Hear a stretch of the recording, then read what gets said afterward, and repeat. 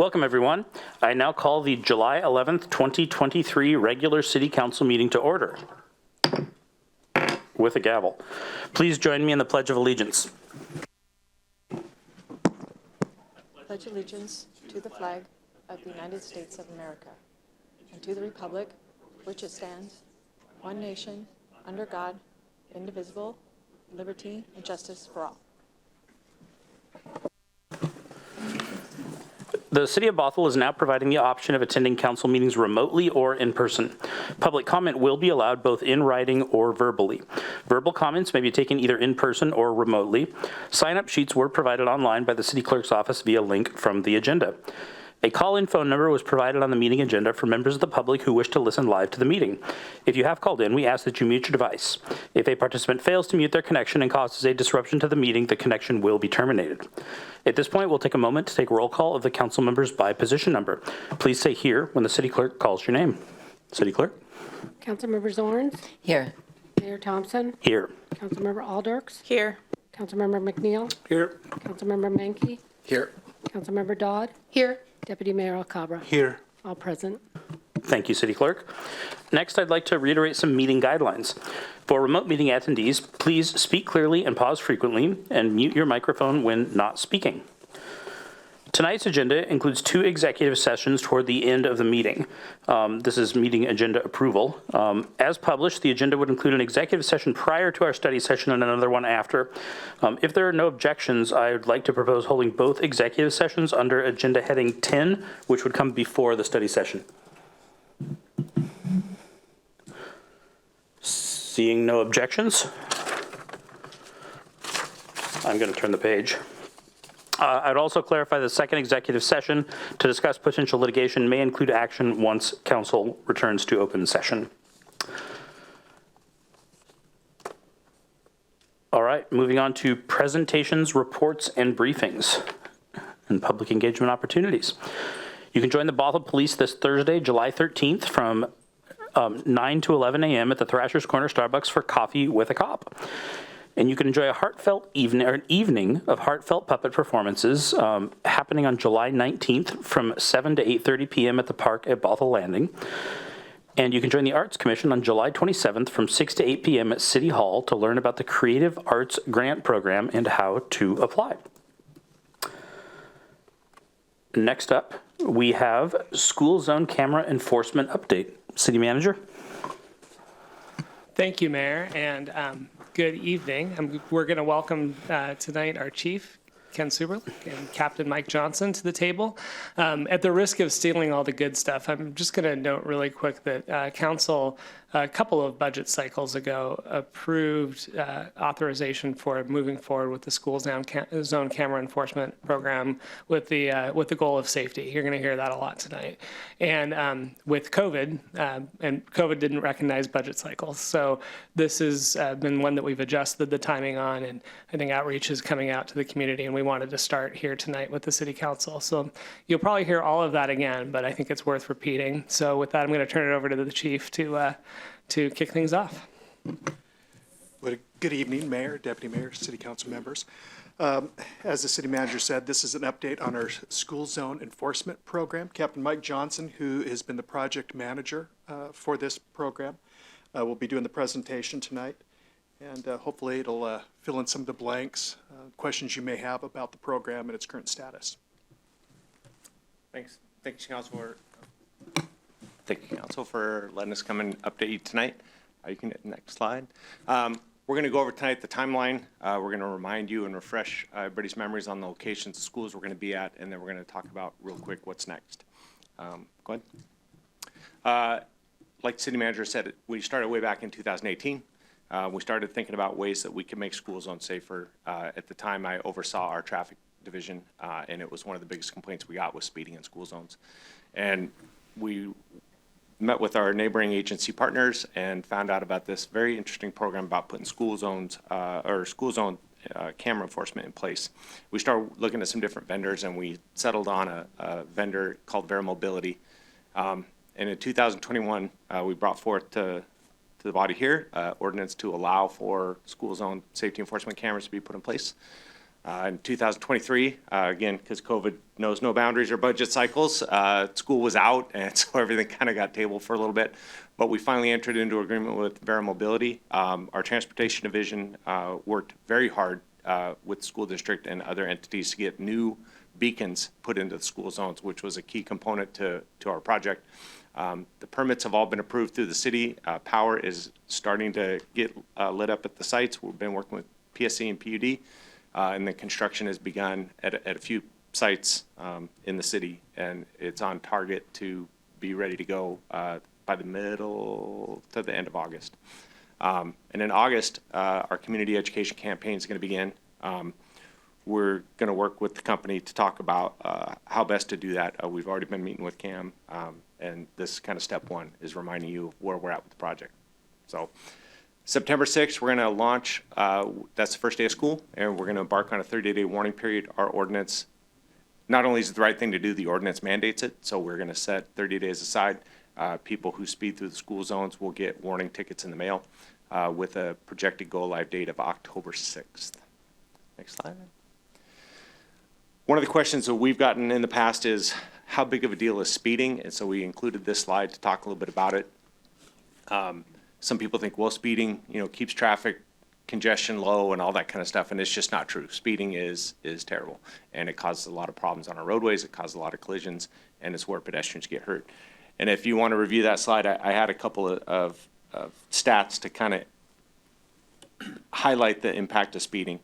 So, example, if a driver's going 20 miles an hour under ideal conditions on a flat road, no rain or anything like that, and they have a normal reaction time of 1 second from seeing something and telling your brain to hit the brakes, they're going to travel about 48 feet before their car comes to a stop. So kid gets pushed in the road, chases the ball in the road. That's a long time. 48 feet, that's a lot of distance. The same driver doing 26, which is the target for the emphasis, it's going to take them 70 feet before they stop. So that's the difference in the 6 miles an hour. There was a whole lot of studies that went into what happens when a car hits a person, a pedestrian, that made the speed limits in school zones 20 miles an hour. The likelihood of serious injury or death goes up with every couple miles an hour. It's pretty dramatic. So that's why we're doing it. It is about the safety of the students. And you'll see on the next slide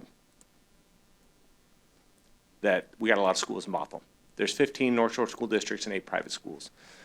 We looked at the complaints that we received, the traffic information we had at the time, and sent traffic folks out to kind of do some counts, and Vera Mobility came out and did some counts and provided us with a lot of data and speed study. And we picked these schools to begin the program.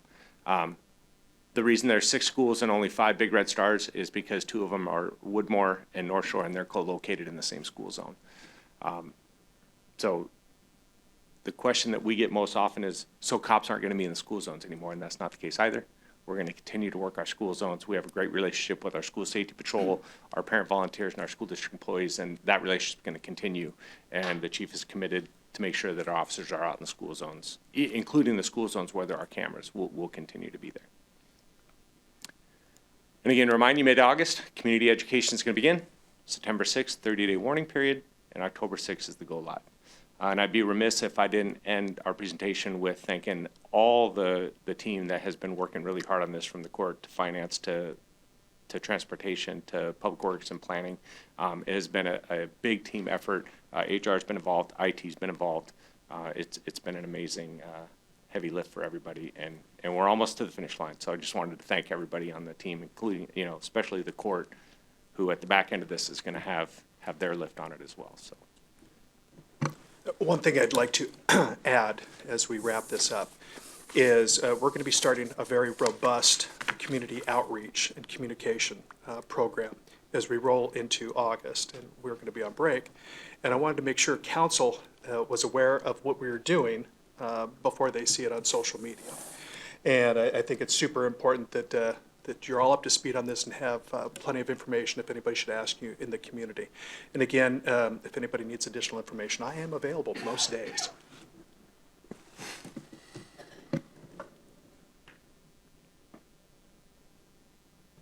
Councilmember Zorns? Quick question. Well, thank you for this. I will confess, as a bossy firstborn here. I'm assuming this is just during school hours and not the whole day. Doggone it. Okay. Because I know some of the stretches of road are, always like 104th, always a temptation to speed, but just during school hours. Yes, and a key component to that is the beacons that we've been working to get installed at the different schools. The beacons have to be flashing. Those flash when children are present. We have to have that in the line of sight of the cameras. Okay. And variability is probably a bigger technology challenge too. Speed during certain hours during the day versus 20 miles an hour. Another layer of complexity. Speed. I'll just say speed is a problem regionally, but I think that the 6 schools that we've identified, it's all about the safety of the students and trying to slow people down. Speed kills, speed injures, and this is really a safety measure program that we're looking to enhance our current traffic program. Okay. And another quick question. Some of my favorite students go to Bothell High Schools, and this is not a slam on them, but I know they enjoy their cars and peeling out of the school driveway. At some point, and we have private schools, and we hear speeding problems there too. So at some point, we could have the conversation of expanding this program? Okay. All right. Thank you.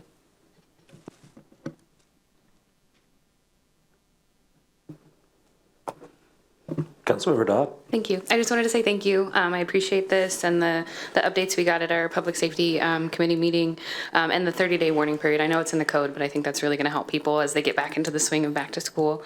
And I attended 2 of the schools on the 5-school list, and speeding was a problem, 1,000 years ago when that happened. So I appreciate it. Thank you.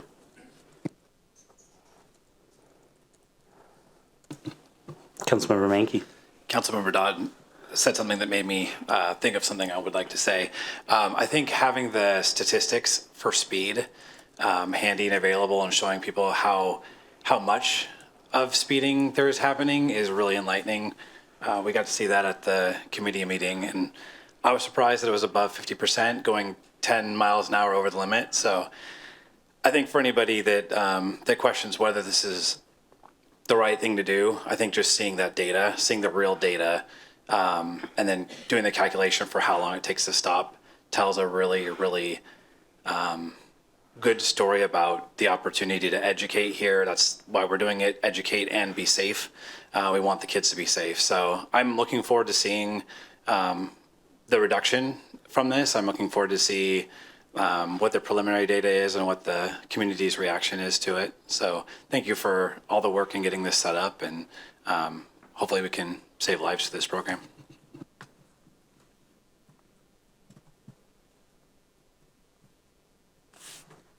I also appreciate this. The other part of the data is, and I don't have the exact numbers in front of me, but the faster somebody's going, the more serious the consequences for the person that's outside the vehicle are as well. So this can help in a few different ways.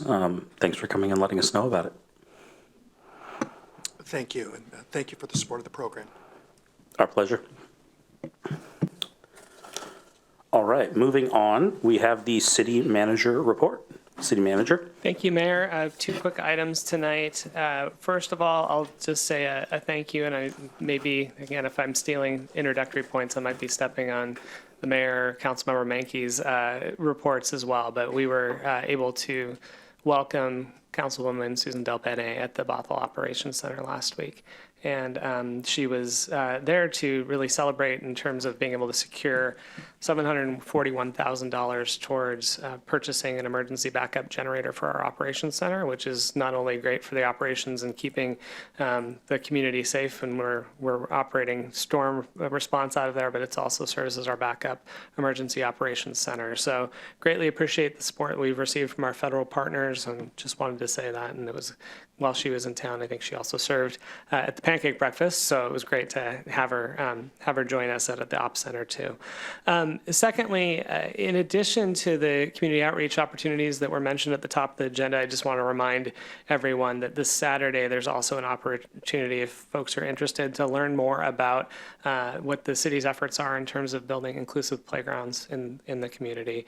The Parks Pros Plan from 2020 established that goal, and and we are able to be moving forward. That was a conversation that we had during the budget process as well. So on Saturday, July 15th at 10 o'clock till noon, right here in council chambers, there will be a presentation by the city's partners at Harper's Playground. We'll be joined by the CEO, Cody Goldberg, to hear a little bit more about Cody's concept of building inclusive play areas, how that gets done, and get a little bit of a preview of how that's going to happen here in Bothell.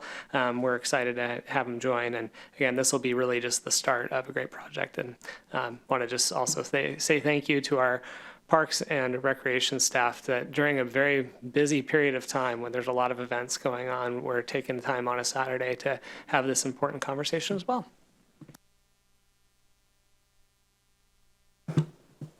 Thank you very much. Next up, we have council committee reports. Council members. Councilmember Alders. Thank you, Mayor. I have a report on the Regional Crisis Response Principals Assembly. A couple months ago, I was appointed to represent City of Bothell on that board, and that is made up with city leadership of the 5 North King County cities, council members, and city managers or their deputies. There is a public comment section available at those meetings, and so I don't know if the public is really aware of that. And for those who want to give input on crisis response and what that looks like for our community, that would be an appropriate time and place to do that. We also received a review of the governance structure of the agency, including the executive board, the principals assembly, which I'm on, the operations group, and a community advisory group. And so those are fully staffed, and the goal for the operations group is that whenever a new city is added and new city officials are added, like fire chiefs or police chiefs, that more community partners would be added as well. So there's always a community partner majority on that in that organization.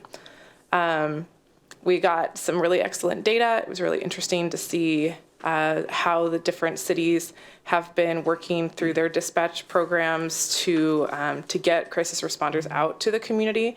And we were able to get a current update on staffing. 5 crisis responders are currently working. 1 is on military leave, and they are actively hiring. So if you know somebody or are somebody who has experience as a master's level mental health provider and like to provide direct services like this, it's an opportunity to look into. Yeah, and so that's the current update, and I expect that there will be more to come.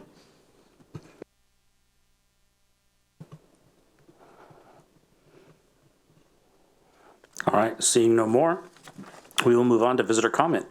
The city has accepted visitor comment in writing as well as accepted sign-up sheets for those who wish to speak at tonight's meeting. Written comments submitted to the city clerk no later than 3 p.m. today were forwarded to all city council members and are part of the record. When the clerk calls your name, you will have 3 minutes to speak. Please note that council will receive your input, but upon the advice of our city attorney, we do not engage in discussion of these topics. Staff will make note of items requiring follow-ups. City clerk, do we have people signed up to speak? We do, Mayor Thompson. We have 2 different things tonight. One is the visitor comment, and then also people signed up for the public hearing. Before we begin, I just want to let the audience know when I call your name for visitor comment this time, you have 3 minutes to speak, and there's a light at the podium. It'll go green, then yellow when you have 30 seconds left, and then it obviously red when you're done. I'd also like to remind commenters that while you may speak to whatever topic you choose, we ask that if you are a council candidate, you do not use this time to speak to your own campaign. So I'm going to go through the written comments that we received first. Ray Thomas wrote regarding support for the Bothell United Methodist Partners proposal.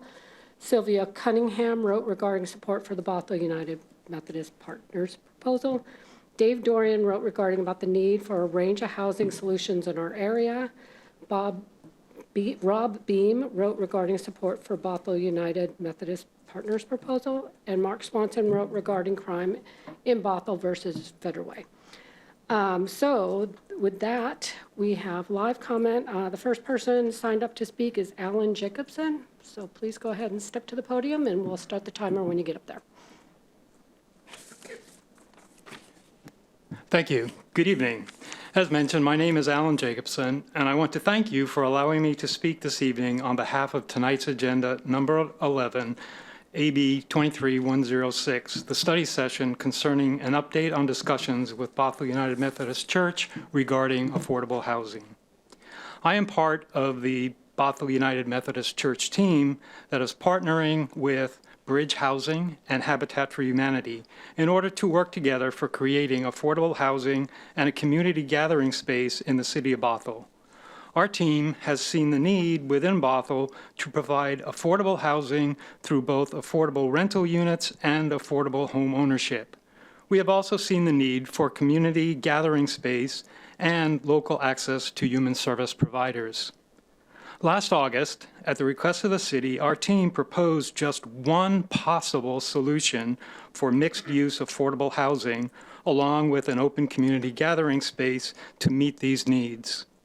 Our team is definitely open to working with the city in determining how to maximize affordable housing with this project. We hope the city wants to work with us to provide affordable housing rental units, affordable home ownership, and community gathering spaces through this project. Thank you.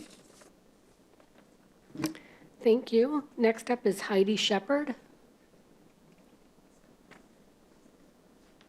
Okay, don't have anybody named Heidi Shepard here. So next up is Alice Darton.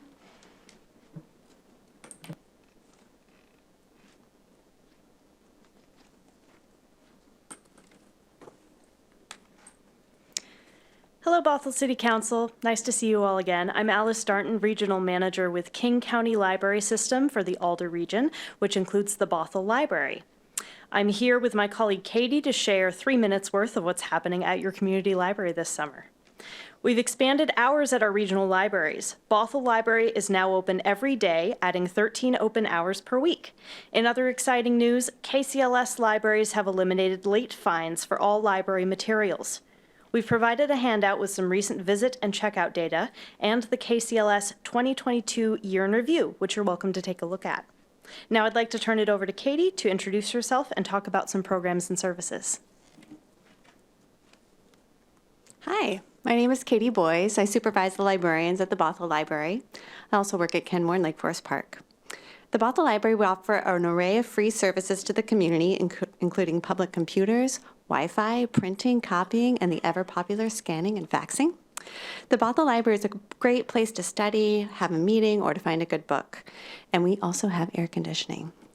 Our librarians offer programming for children, teens, and adults. Programming highlights at Bothell include 4 sessions of story time per week for babies, toddlers, and preschoolers.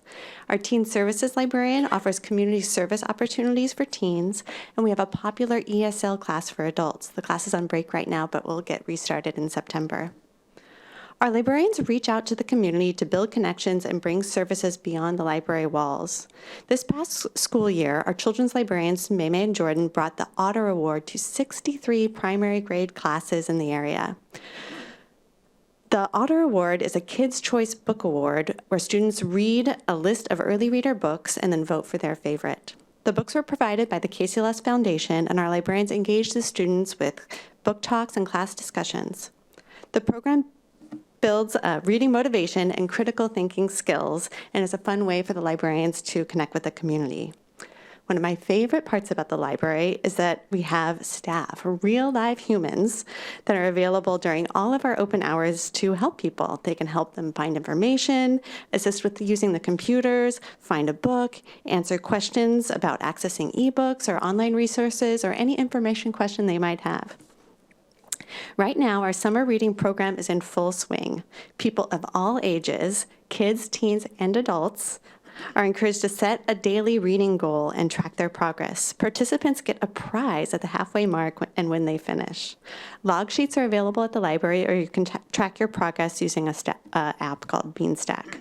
Summer is a great time to read, and we encourage everyone to participate. Thank you for your time, and I invite you and all Bothell residents to visit the library. Thank you. Next up, we have Ryan Donahue.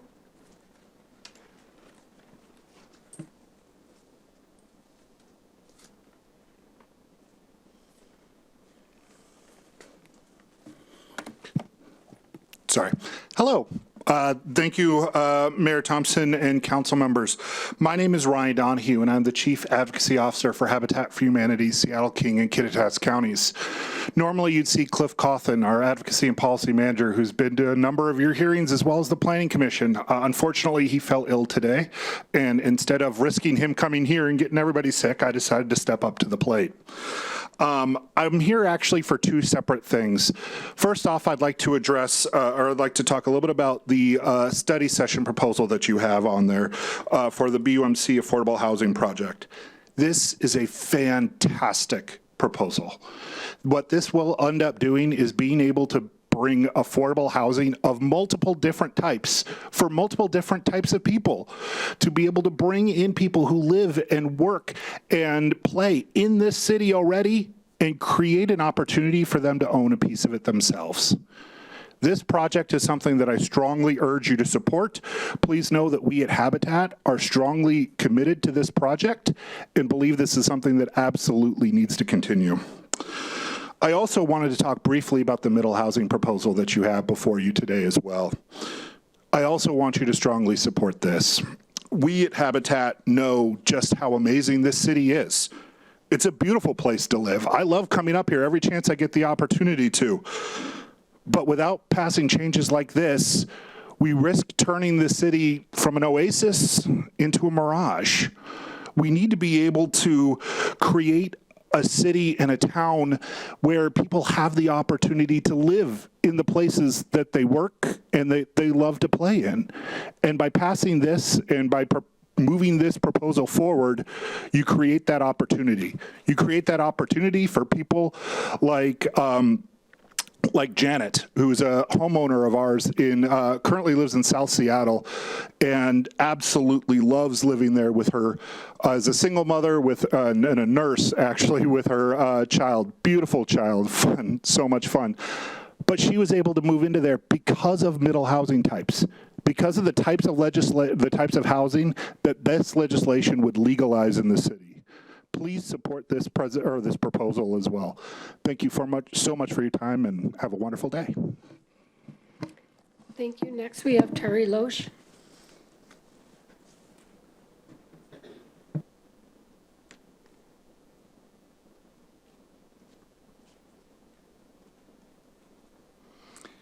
Good evening.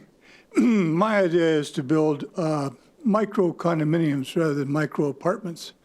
I think that people should have the opportunity, young people should have the opportunity to buy something on their own rather than just pay rent. We should build units from 250 perhaps to 400 square feet.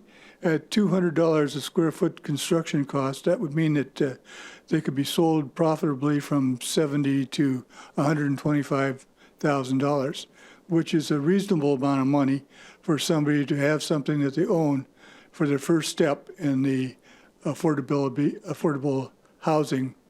They would build equity that they could use then to buy something larger at a later time. Thank you. Thank you. Next, I have Kristen Joyner.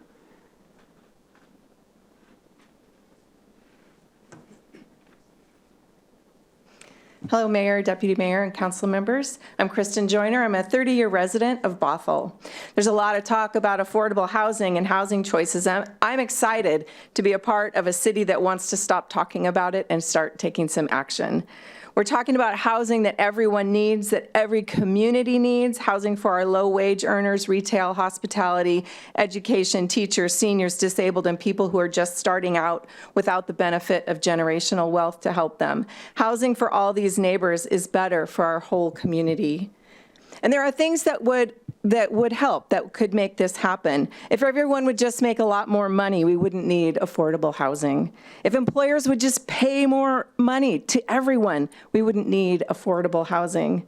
If developers and people who sell houses would all just take pay cuts and also cut their prices, we wouldn't need affordable housing. And if people who sell lumber, steel, building supplies would all just take pay cuts or give away their products, we wouldn't need affordable housing. But those things aren't likely to happen, and we don't have the power to make them happen. But there are things that can be done. housing needs to be subsidized, or the costs have to be offset in some way to bring these costs down. And there are things that you have control over. Did you know that Bothell is the only Arch member city that does not contribute money to the Arch Housing Trust Fund from the general fund and relies on a sales tax set aside?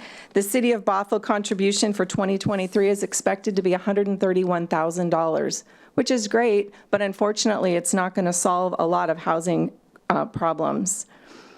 You could approve more funding from the general fund for the Housing Trust Fund, which, by the way, then could go to any of the member cities to increase affordable housing. You could let property owners build smaller but more units on their properties. Consider places where more density makes sense, where there's more transportation opportunities, closer to retail and employment options. I think the middle housing zoning code changes are a great action step towards this. But the number one action that would have the biggest impact and the biggest benefit to our community is to invest land that the city already owns into a project that will assure affordable housing and community benefit for the future. Please enter into a letter of intent with the Bothell Urban Project, and let's make this happen. Thank you for your days and your lifetimes in service to our community. Thank you. That's all I have showing to sign up. Mr. Swanson, if you'd like to go to the podium, we've got 3 minutes.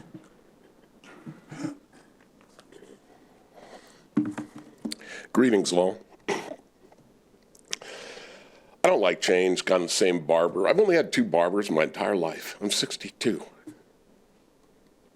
Tammy on Bothell Everett Highway, Vietnamese, great gal. Been going to her since she was at Hair Masters. They fired her because she spoke Vietnamese during her lunchtime, bothered the customers. I've been going to her ever since. Right across from there, I've been getting gas.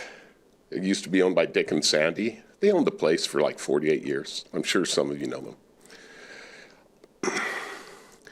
One of the checkers I go to, he's a great guy. Pacific Islander, minority. He makes about $40,000 a year. He has a part-time job where he drives little kids around. I get my jokes that I get to tell my mom from him. Here's the latest one.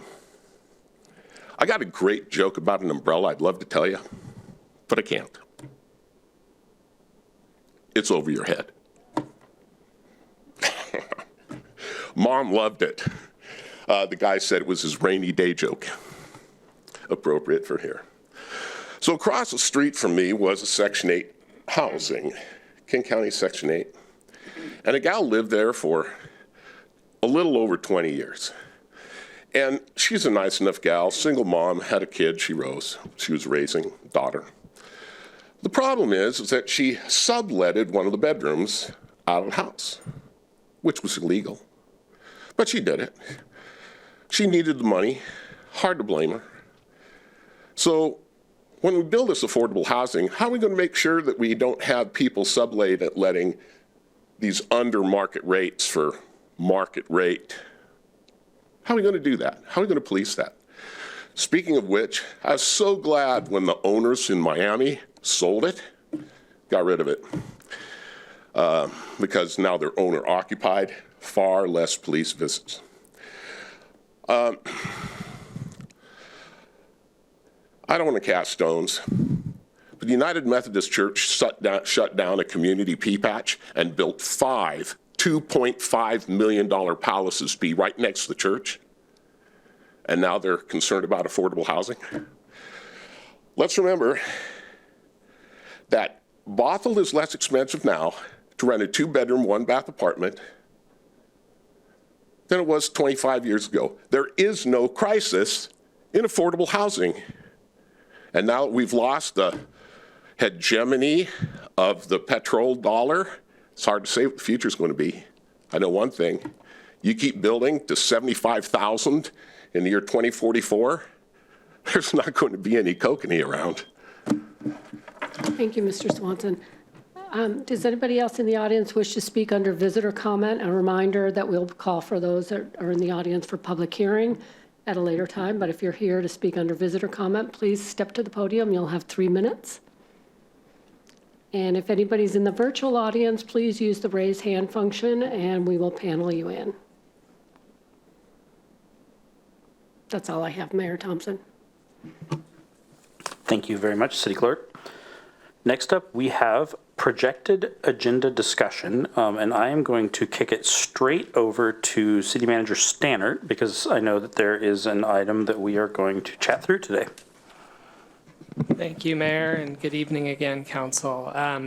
Tonight, there was interest for one item for discussion that came up today, and there's some nuance to it, so I offered to bring this forward. I will note that this is not in the packet. Council did receive copies for consideration. You should have that in front of you, and then you never know how many places to set at the table. So I think there's 10 to 13 extra copies over by the agendas if anybody wanted to, but we have more guests than I was expecting. The request that is before council tonight is a projected item discussion, and it would be whether or not to add an agenda item to an upcoming agenda to take a position on King County Proposition 1, which would be for veterans, seniors, and human services levy. It would be a renewal of a levy. It's before you tonight for consideration. I just want to say before going on that one of the things that makes this complicated, and you'll see this in your protocol manual, is that there are restrictions on using public facilities in a council meeting to advocate or to speak to an item that's going to be voted. So that's true of candidates, and that's true of ballot measures as well. There are provisions within the RCW, which is RCW 42-17A.555, which is attached to your memo, that do allow for councils to take a position on a ballot measure. There's some of the parameters that are included mean that anyone needs to be afforded equal opportunity to speak, both in favor and opposed to it. So for an example, to make it clean, is if you decided to have to move forward on this or on any issue, you would set aside 10 minutes for comments in support of the measure being considered, 10 minutes opposed to it. And you would need to keep that to equal time, including council time talking about it. So you got to think about the resource of the entirety of the council meeting. There has to be equal opportunity for both sides to speak. There's other provisions in terms of how the meeting needs to be noticed, what needs to be on the agenda within the agenda bill, and that's something that from a staff perspective, we'll make sure that that is taken care of. But what I want to emphasize is that we can't get into speaking in favor or against a measure tonight because we haven't done those things. But what council can do is have a discussion about whether or not to place that as an item on the agenda artfully without talking about what you support or don't support about that, about the ballot measure too. So it really needs to be neutral tonight around, do you want to take this up? A couple other things just for awareness, and I think council knows this, but within your protocol manual, this is relatively silent in terms of how to do it. The protocol manual does caution against the complexity of adding items such as this to the agenda, but your protocol manual also does allow to add things under Section 6, which would need to be done with concurrence of the entire council. So that's the request in front of you tonight. Also attached to your memo, and just as a reminder, the council did receive a joint letter from both the North Urban Human Services Alliance and the North Shore Senior Center asking a number of cities in our region to take a position on this. I've also attached the RCW for reference. With that, I'm happy to attempt to answer any procedural questions on this, but ultimately it's up to the council to decide whether or not you would want to take the step of adding this as a item for discussion at a future meeting. I will mention ballots go out tomorrow for King County voters in Bothell and all of King County. So from a timeline perspective, people will be receiving the ballots in the mail tomorrow. The election is on Tuesday, August 1st. And we do have 2 council meetings in between. Staff recommendation would be is if you were interested in adding this to the agenda that you would be looking at July 25th just to make sure that we have the time for the complexity. So that's also in your memo before you. With that, I'll turn it over to you. Councilmember McNeil. Excuse me. Thank you, Mayor. Thank you, City Manager, for the update. Can you tell us, have there been any, have we done this in the past for this levy? Have we taken a position on this levy in the past? On this levy, so I do not know. I did not have a chance to do a full legislative history. I know in speaking with our city clerk, she can remember the council in her tenure here at the city, which is longer than mine, one time taken one, but not sure on the topic. So I'm not sure if there's been a position on this particular levy since it is a renewal. Okay, so this is a renewal. It sounds kind of like, if we would have taken a position in the past, it might have been a 1 or 2 times possibly, but nothing that we know about. Public safety, streets and sidewalks, any information on whether or not we took a position on those, which are Yeah. actually in our core right now? Unfortunately, I do not. That's something we could follow up on if the council wants to have a broader conversation about within the protocol manual of doing things, but I don't know the history of what you have and haven't taken positions on. Okay, and then does this levy, will this levy service both King and Snohomish County? This is a King County levy, so this would be for King County voters only. For the voters only? Correct, and the money would be spent within King County. Okay, and then one of my other questions would be if we do take a position on this, and we have or haven't in the past, maybe 1 or 2 times in the past, would that potentially set a precedence for us to take a position on something? I know you mentioned earlier we don't do positions on council races, things like that. So typically, if we do this, would it open the door if we were to take a position? It'd be up to the council to have that conversation of how you want to handle this. I mean, I will say that if you go to the protocol manual, which is where it describes a lot of the ways that you do operate, again, there isn't anything in there. So if the council was interested in having some criteria or thinking through to make it clear on when you do and don't, you could certainly add language on there. Alternatively, that it would be a conversation of every time there was an election of something that you would, there'd be a council discussion about if you wanted to take positions on things. So it can open things, but there's no, it really would be up to the will of the council on how you want to spend the time of your meetings. And is our protocol manual, is it pretty typical to other cities around us? On that language? I mean, on the language? Yeah. I don't know. Other communities will do this. It's not unprecedented. Again, I'm dusting off my chops. Part of the reason I'm doing this is I've certainly supported councils in taking positions before. Also, an example just next door, Kenmore last night did take a position on this exact ballot measure. So it is possible. I don't know what the norms are of the councils, though, on whether or not they address it in the protocol manual. Okay, and then individually as council members, are we able to support pro or con ourselves individually? Yeah, there is language within the RCWs that really guide that in terms of, as individuals. And so really the conversation about the use of public facilities and campaigns is related to the formal act of the body and the use of meeting time. Great, thank you, City Manager.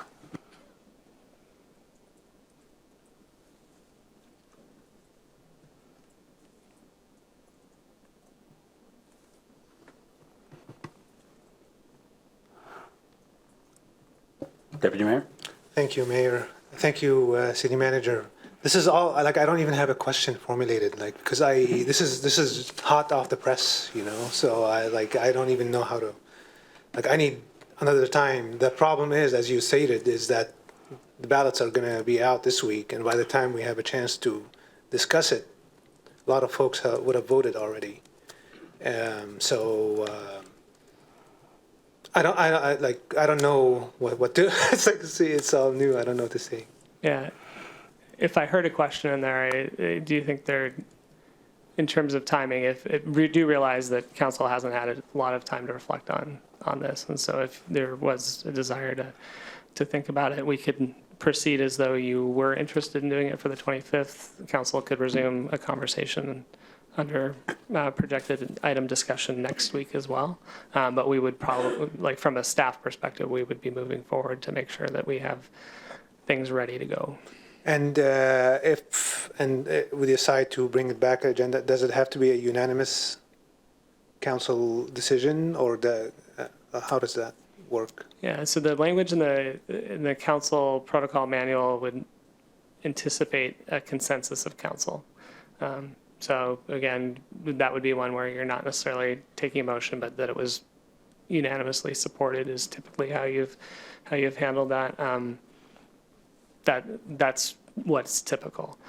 In terms of, I think that was your question, was does there need to be unanimity on adding it to the agenda? Is that correct? Or on the issue itself? On the issue itself. So, and we wouldn't know that until we had the council discussion and talked about it. So that's where, generally speaking, I think that's one of the cons of doing this as well, is that, you'll add this on and you won't know until you're able to have the conversation about the measure itself. From a practice standpoint, I will say, this is not the question before you tonight, but going forward, if there was interest from council, this is one where you could ask staff to be monitoring potential ballot items, and there is a little more leeway and opportunity to have conversations about things before they are sent to the voters. And to follow up on Councilmember McNeil's question about us individually, I was looking at the RCW. It's, as any RCW is, very vague. And public office or agency may, no elected official, nor any employee, his office, nor any person appointed by any public or agency may use or authorize the use of the facilities, public office, or agency. Like, if I support, and only if I oppose, let's say, this thing, can I say Rami Al-Kawi, deputy mayor? Right. As an individual, you can. What you couldn't do is say, take City of Bothell letterhead, write a letter, scan it, and then send it out on your to all of your followers on Twitter. Something like that. You couldn't call a press conference from City Hall without, there'd be a process you'd have to go through. So it's things like that. You wouldn't. Okay. But in general, as individuals, we can be for or against. Correct. Not as a council body. All right. Thank you.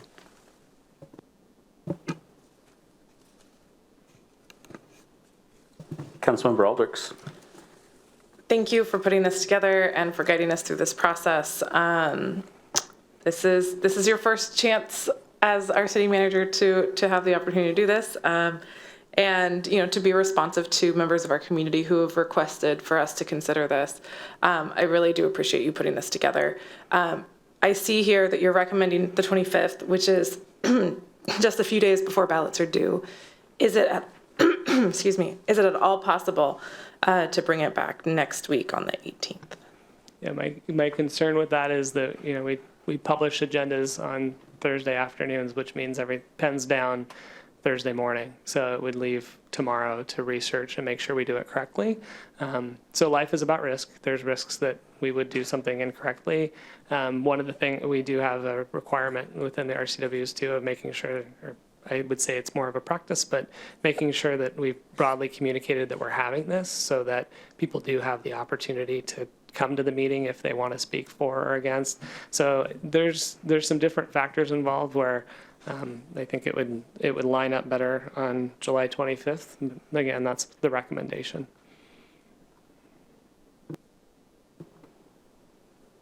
So I hear what you're saying about the recommendation. Is it up to council to then motion to bring it back next week if that was preferred, or is the recommendation to follow the recommendation? If the consensus in council was to bring it back next week, we'll certainly honor that. What I would also say is I would just ask for grace in that direction, in that if we find something that legally we just can't do it and it's not on the agenda, that you would be understanding of why. Yes, I believe that would be understandable. But I do believe for the sake of voters and the kind of educational opportunity that it is to see public officials engaging in a deliberative process around these kinds of topics, I think this is good practice and opportunity for us to learn how to do this as a body, and giving grace when grace is warranted, that we could have the opportunity to consider this next week and give voters time to vote.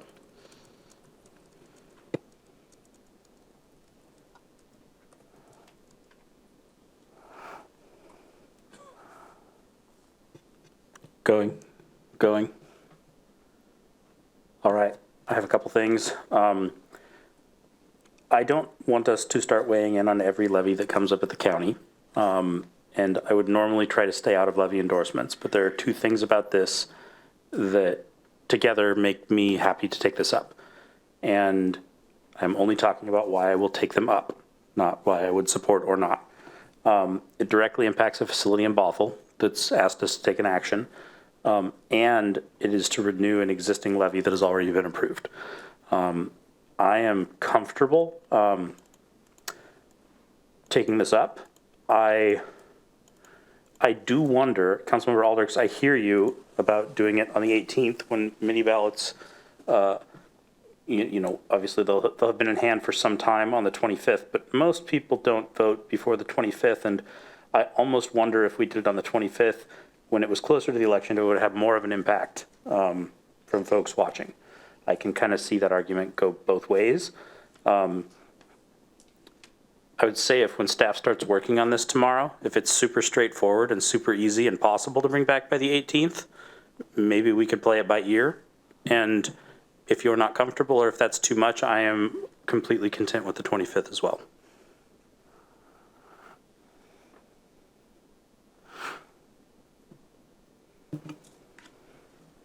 Councilmember Dodd. Thank you. I just like a reality check on how committed we are on our existing agendas for our next two meetings. It's right before our month-long break, and there's already a lot of sort of action-packed fun happening. Is there anything that becomes at risk as far as we only have so much staff to address what we have on our agendas? I'm going to phone a friend, and I don't know if if either our city clerk or our deputy city manager would be able to answer that. If any items are at risk at our next two agenda items, if we needed to take this up, would we need to drop anything? How full are our agendas for the remaining two meetings? They're pretty full. I'll address that. They're pretty full. I think the 25th is actually has more items on it, but they're both pretty full. One's at like 3.5, the other's at 4, right now as it stands. I think one of the things to factor in then too is, again, because this would be, to take this up, you are going to be limited to time. I think that'd be something to consider if council does want to give this direction of how much time you would allocate total. And then we can figure out how to break it up. Like if you wanted to say we're going to spend no more than 20 minutes. So there would be potentially a factual presentation up front and then an opportunity for both sides. So you could do like 25 minutes and say a 5-minute presentation and 10 and 10 or something like that. So you can time box this. And in fact, you would have to. This isn't one where we could, we probably wouldn't even spend as much time as this. No, you wouldn't be able to have it be something that all of a sudden turns into an hour-long item.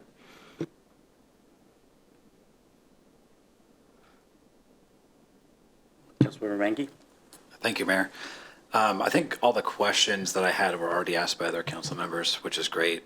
I think the topic of the levy is an important one. I mean, who doesn't want to help veterans, seniors, and human services? So from just a 30,000-foot view, topic is appealing. I do have some concerns, though. One regarding process. We haven't traditionally done this in the past, and we haven't had conversation about, do we want to do this? Do we not want to do this in the future with other levies or other bills? What are the criteria under which we take something up or don't take something up? And that's something I think is important to have before we do this, or before we jump to one that just is, I guess, of urgency because of the upcoming election. So that is one concern I do have. I also know that there's not a lot of staff time, and we have some pretty packed agendas. I know that as city council members, we can weigh in if we want to on this individually. So that's great. We have that option if we don't consider this in the future. And I'd be remiss if I didn't openly say that I came out against a previous resolution before this body under the personal belief that I don't believe that our council should be taking a position on another agency's levy or legislative items that are not directly related to the business of council. So if I were to say, yes, we should consider this, I'd be inconsistent with my previous statements and my actual beliefs. So as much as I do love the idea of this levy and what it represents and the fact that it is a renewal of a levy that's already been passed previously, I don't think I can support doing that under my personal beliefs about how the city should be involved with other agencies. So my preference would be to not come out with a statement of the body in regards to this levy. Councilmember Zorns? This is a tough one, and I don't want to, blow our wad of a potentially less cumbersome city council meeting in July on today and make all of July's meetings long. Everyone had very good points, and I would love, I found items that I could support, points of view, let's get this in early while voters have a chance to talk about this. However, also, and then the point that, well, let's see if we can do it, and if we can't, then we'll bump it to the end of July to give staff some flexibility. I love that point. But I think Councilmember Mankey probably brought up the most convicting point here, in that we should have a conversation about how as a council we want to approach these things, because there's going to be more of these. So I have an idea to toss out. During one of our council conversations here, can we have a conversation about how we feel about this during council conversations? And then that would allow council members who do social media to go to social media and say, we talked about this during city council and this is how we felt about it. And unfortunately, Councilmember Zorns, while we do allow free-flowing conversations to take place here in the confines of Bothell City Hall, the state requirements would still apply. Yeah, you're still in a public meeting, you're still in City Hall. So even though we said we had a conversation and we liked or we didn't like this, we couldn't go to social media and... Correct, I can confirm that, but from everything I know about the law, I would say that no, you wouldn't be able to do that. Okay. Again, tough. But I think there's more conversation that city council should have about just how, this is a case in point that we need to talk more about how we want to approach this kind of thing. Great. Thanks, Mayor. I see your point, Councilmember Alders. I think I see the protocol manual is 5.03. Is that the one which says local ballot measures? It's one short paragraph.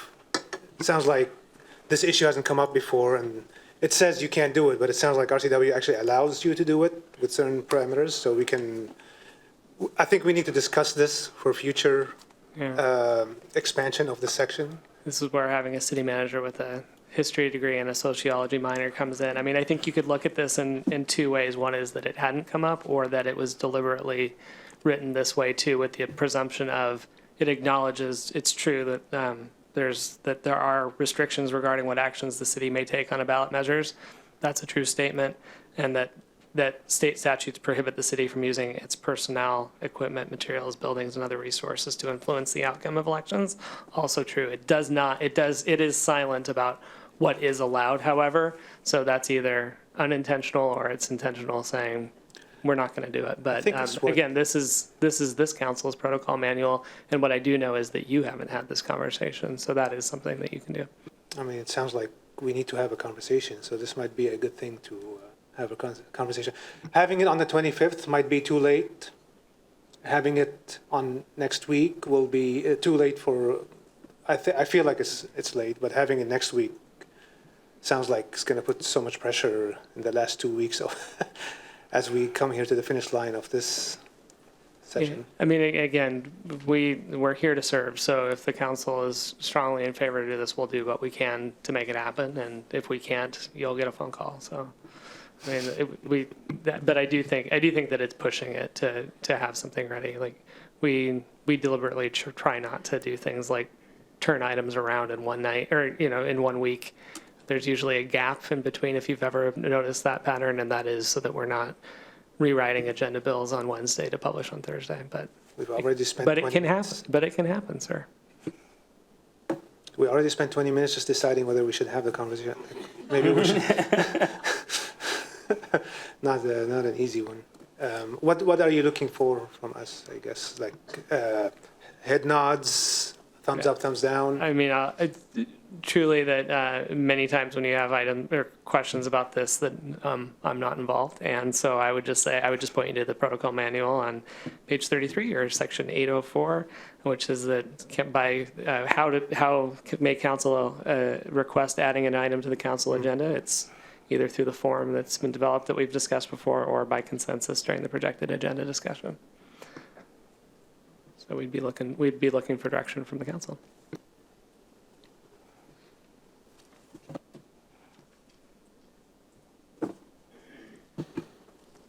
My question, does that direction need to come in the form of a motion? I think that's what the deputy mayor is also asking. Right, so thank you for interpreting. We've asked for consensus, which sometimes that's very easy, and you look up and down and say, let's do it. If you can't, you do always have the option of having it to take a vote on it, yeah. I think that's true. Laura, you're ready for roll call? I'm ready for roll call. Yeah, so no, you can still take a motion on that and make a vote. That is an option. Okay, so with that, I will make a motion that is going to be kind of vaguely worded to reflect the mayor's request. So I make a motion to bring this projected agenda item back on the 18th if possible, but with the openness to flexibility for the 25th if necessary. Is that sufficient? It is. If we're making a motion, I would also love if council considered, if in your motion you can include how much time you would want to allocate to this at the meeting. Okay, so adding to my motion, we would keep it to the time limited by state law, which 20 minute, like. It has to be balanced. It has to be. There's no, yeah. Okay. Please So that was an don't say 4 example. hours. I'm Please sorry. don't say 4 hours, but. Not yeah, 4 hours. I was using 20 minutes because I Okay. can usually divide by 5 in my head. Okay. Well, I would say, I would give 5 minutes to each side. We don't need to give an exceptionally long amount of time to this. So I would propose 5 minutes to each side. Which is a total of 10 minutes. Yeah. Ooh. The mathiness. The math gets even more complex now. Second. All right, I have a motion from Councilmember Aldrichs, as she stated, and a second from the Deputy Mayor. Would anybody like to speak to the motion? Councilmember McNeil. Excuse me. Thank you, Mr. Mayor. Yes, unfortunately, I will not be supporting this motion. I think the city manager's given an update to us. We know that we just received the information late this afternoon today. And I think having ample time to have a conversation, allow the city to prepare for that conversation, I think is important. We do not want to get this wrong. It is an important decision. And I think at the end of the day, waiting a week to give ourselves and staff time to prepare us to make a good decision, I think is the most important thing. Again, not saying I don't support bringing it back, but I just don't support the quick time turnaround. Councilmember McNeil, if it was pushed to the 25th, would you support? I would support having a conversation on the 25th, yes. Councilmember Dodd? I would offer a friendly amendment to discuss on the 25th. It sounds like that works best for staff and best for us. I can accept that friendly amendment. Second, the friendly amendment. All right, I have a motion for an amendment on the floor from Councilmember Dodd and a second from Councilmember Alders. Would anybody like to speak to the amendment?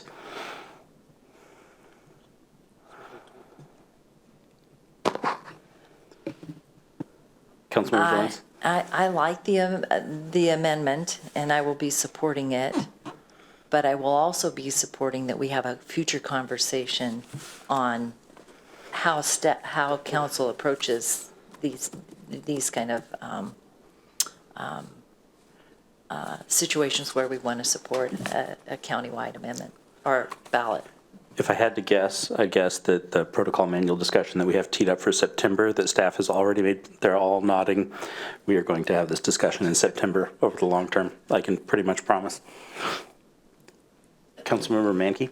Thank you, Mayor. I'll go ahead and speak. I think I gave my reasoning, the fact that I do love what this levy is about, but I just don't think it's our position as council, again, to take a position on another agency's levy or legislation that doesn't directly impact the business of the city.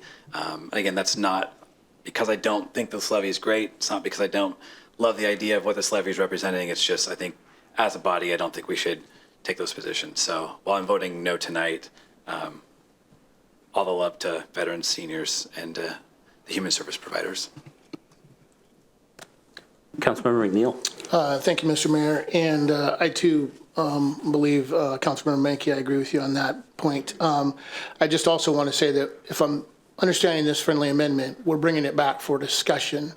We're not deciding that we're doing it, talking about doing it. We're deciding if we're going to do it and how it would look if we do it, correct? Is that the friendly amendment? No, I think the amended motion was to change it from if I'm tracking, is to move from July 18th to July 25th. The reality, if you only had a discussion on whether you not wanted to do it, you wouldn't be able to do it. The agenda has to be specifically written and the materials have to be specifically written to allow council to proceed with passing a motion or a resolution in favor or against something.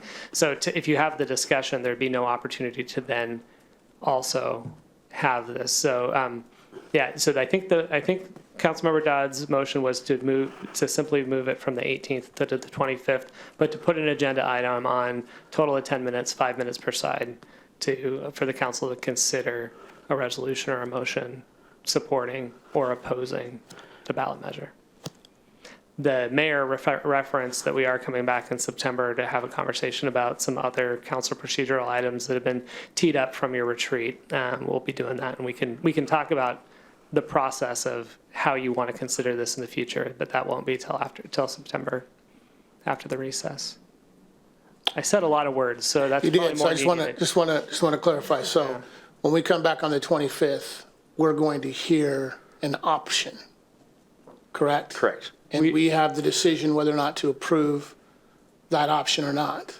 Correct. Not in support or whatever, I'm just saying an option. I believe what we would need to do, we would need to make sure that the agenda was written so that council would have the opportunity to vote on a resolution or a motion in support or opposition. Much like any time that we tee something up for you to vote, you don't have to. If there's a motion and no second, it's over. So I think from a technical aspect of what you're asking, what we will do is we will bring it forward so that council could vote on a motion or resolution about a ballot measure. If you chose to not take the vote, we would move on to the next item. Got it, I understand. Thank you, City Manager. All right, seeing no more.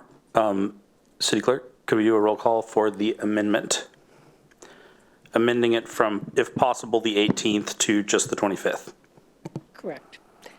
Please say yes or no when I call your name. Councilmember Zorns? Yes. Mayor Thompson? Yes. Councilmember Aldarks? Yes. Councilmember McNeil? Yes. Councilmember Mankey? Yes. Councilmember Dodd? Yes. Deputy Mayor Alcabra? Yes. Passes 7-0.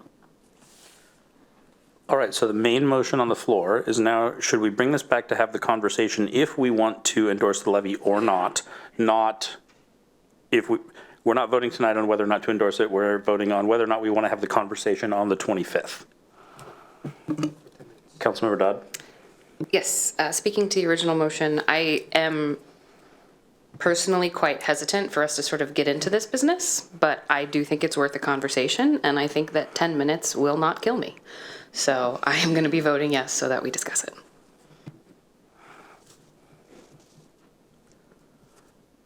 All right, seeing no more. City Clerk? Please say yes or no when I call your name. Councilmember Zorn, Yes. Deputy Mayor Thompson, sorry. Yes. Councilmember Alders, Yes. Councilmember McNeil, Yes. Councilmember Menke, No.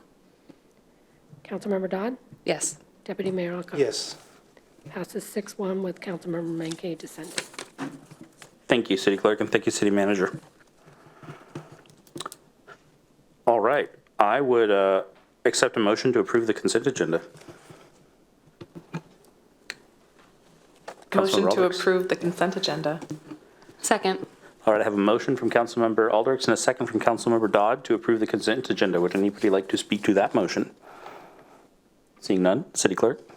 Please say yes or no when I call your name. Councilmember Zorn, Yes. Mayor Thompson, Yes. Councilmember Alders, Yes. Councilmember McNeil, Yes. Councilmember Menke, Yes. Councilmember Dodd, Yes. Deputy Mayor Alcantara. Yes. Passes 7-0. Thank you, City Clerk. I just want to reflect for a quick minute that I bet the discussion of whether or not to endorse the levy on the 25th will take much less time than the discussion of whether or not to discuss endorsing the levy on the 25th. Next up, we have Agenda Bill 23-104, Middle Housing Comprehensive Plan and Code Amendments. I am going to open the public hearing. This public hearing is to receive public testimony only, and this item will come back for action at a later time. City Manager? Thank you, Mayor. And so teed up for you tonight is the public hearing for Middle Housing Plan Code Amendments. Tonight, we'll have a brief overview from Community Development Director Jason Greenspan to just remind everybody how we got here. There's no action anticipated tonight. Your only action is opening and closing the public hearing. So after Jason's brief presentation, we'll turn things over to you to hold the public hearing and hearing from those who have turned out tonight. And then at the end of that, we can close the public hearing and limit it to any specific direction from council. But with that, I'm going to turn things over to Jason to lead you through the background. Thank you, Mr. Stanner. Good evening, Mayor Thompson, City Council members, Jason Greenspan, Community Development Director. Next slide. This evening, we are here to hold a public hearing to review the Planning Commission recommendations for Middle Housing Comprehensive Plan and Code Amendments as revised and recommended by city staff to reflect recently passed state legislation. Proposed comprehensive plan amendments support middle housing consistent with the new state legislation. These amendments have been reviewed by the Planning Commission at a study session, public hearing, and in final deliberations, resulting in text amendments included in Attachment 1 in tonight's packet. Amendments to the zoning code and development regulations are recommended by staff that support the Planning Commission's recommendations and are consistent with state legislation. These are also in your packet as Attachment number 2. I'll discuss that code in some level of detail in just a moment. Next slide. So just some brief background. The City Council prioritized middle housing code amendments throughout 2023 with roots in this subject that reach back all the way to our comprehensive plan from 2015 and our housing strategy from 2018. Staff conducted additional community engagement as requested this past April, and as we committed, our final community engagement, market analysis, and feasibility reports were made available on our middle housing webpage on June 30th, as were all community comments received between February of 2022 and July 5th of 2023, just last week. And as you can see up on the screen, we are on schedule to meet the City Council's request to have middle housing comprehensive plan and code amendments ready for your consideration before the summer recess. We expect to have formal guidance and a model ordinance from the Department of Commerce on the state's middle housing legislation by the beginning of 2024, and thereafter we will update the city's housing strategy. Next slide. I'd like to just detail some specifics about recommended code amendments. In general, they're going to allow for up to 2 dwelling units on all lots zoned predominantly for residential use, up to 4 dwelling units on all lots zoned predominantly for residential use within 1/4 mile of transit, 4 dwelling units on all lots zoned predominantly for residential use if 1 per 4 is affordable. Those affordability requirements do not apply within 1/4 mile of transit per state law. Cottage and courtyard housing are allowed on all lots zoned predominantly for residential use, and the code seeks to remove barriers to accessory dwelling unit production. I'd also like to just highlight some code features that align the Planning Commission October 2022 recommendation with HB 1110 and HB 1337 requirements, which were adopted by the state legislature just this past May. Planning Commission recommendation was left intact unless it was found to be in conflict with these more recent laws, which address middle housing and ADUs. When in conflict, staff has proposed changes to reflect those new state requirements. First, the Planning Commission recommendation had different requirements for new and for existing lots. The proposed code language regulates existing and new lots as the same, based on HB 1110. The allowed unit count was amended to reflect requirements of HB 1110. The Planning Commission recommendation included density bonus and related affordability requirements. The proposed code uses the affordability allowances in HB 1110 only at this time. Definitions were revised to reflect those provided in the House bills and to further clarify the intent and requirements of housing types that are new to the code. The code aligns parking requirements from the Planning Commission recommendation with HB 1110 and 1337. Sunrise Valley View requirements are aligned with citywide requirements. Sunrise Valley View will be regulated the same as all other predominantly residential areas in the city. And the code references homeowner association limitations provided by HB 1110. And finally, as discussed at the June 13th City Council meeting and in attachment 3 of your packet, zero lot line subdivision standards and affordability requirements beyond those required by HB 1110 will be deferred to allow for additional research and analysis. Now, guidance on applying HB 1110 from the Department of Commerce at the local level is pending. For instance, we expect the state to underscore Bothell's ability to expand and modify requirements for any middle housing development to provide affordable housing, either on-site or through an in-lieu payment. These items may be considered with the housing strategy update that I referred to. Additional information from the state may require future modifications to these proposed code amendments under consideration tonight. Next slide. And again, Real quick, Director Greenspan, can you clarify what you mean by zero lot line? You mentioned a few moments ago. those are essentially fee simple subdivisions that are associated typically with townhouse development. And the Planning Commission had not developed those particular standards back in October. And since the legislature adopted HB 1110 in May, we haven't had the chance to really develop those either. So we wanted to defer those until we get further guidance from the state. So it doesn't mean no setbacks from the neighboring lot. It simply means how they are carved out in order to be able to have ownership of them, correct? That is my understanding. Okay, thank you. So again, we're here this evening to hold a public hearing to review the Planning Commission recommendations for Middle Housing Comprehensive Plan and Code amendments as revised and recommended by city staff to reflect recently adopted state legislation. And with that, Mr. Mayor, I hand it back to you. Thank you very much, Director Greenspan. I've already opened the public hearing, so I am going to ask the city clerk, have there been any signups? There have. I'm going to go through the written, those that submitted written comment first, and then we'll call on the people that have signed up. And if you didn't sign up and you wish to speak, we will give you that opportunity as well. So the first written comment I received was from Mike Pattison, who wrote in support of middle housing code amendments.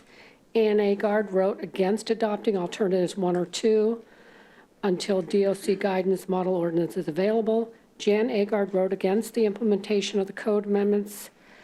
Angela Maida wrote in support of middle housing proposals and amendments. David Dorian wrote regarding the need for a range of housing solutions in our local area. Ashley Andrews wrote in support of middle housing code amendments, and Aaron Sagan wrote regarding support of middle housing code amendments. With that, we have several people signed up to speak. The first one is Randy Banneker, and I believe, yep, he's virtual, so I'm going to panel him in.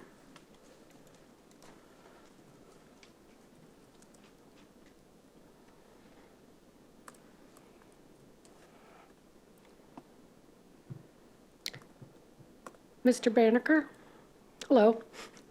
Thank you. Is my audio okay? It is, and you'll have 3 minutes to speak.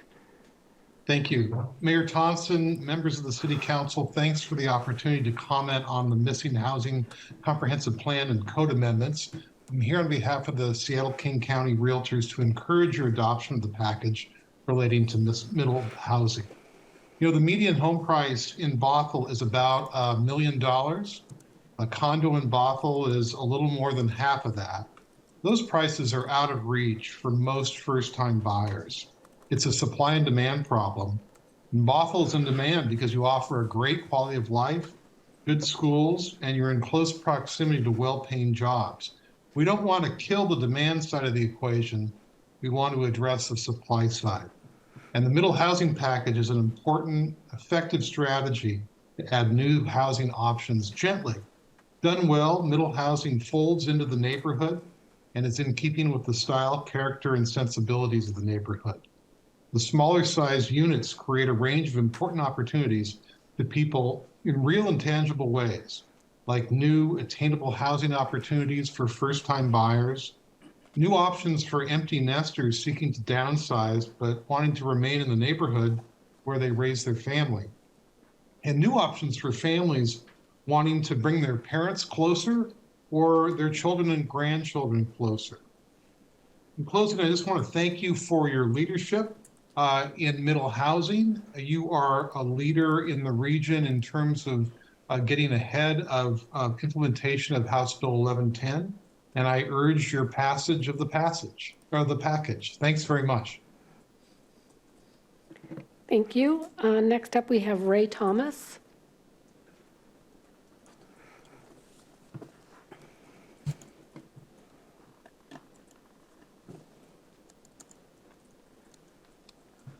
Thank you, council members and members of the public. My wife and I moved here 42 years ago. We came here, one of the realty draws here was that Bothell had never turned down a school bond issue. I didn't know at the time, but I learned somewhat later that that was a flag for white racist communities. I'm pleased to say that over the years, Bothell has changed remarkably and continues to change in a positive manner, and we fully support the middle housing initiatives in order to provide many more opportunities for a much more diverse community to develop here. Our own sons can no longer afford to live in Bothell, or at least not buy a home in Bothell, and I think that's also reflective of a larger community that would, again, like to take advantage of all of the wonderful features of this community, but are precluded because of price. Thank you.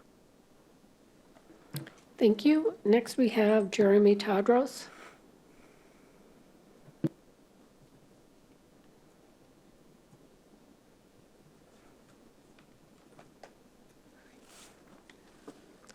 Hi, members of council. I'd like to again speak in support of middle housing solutions and more. I've already previously spoken here about how median home prices for single-family homes are already over $900,000, as well as the lack of supply in general, despite what others here may think.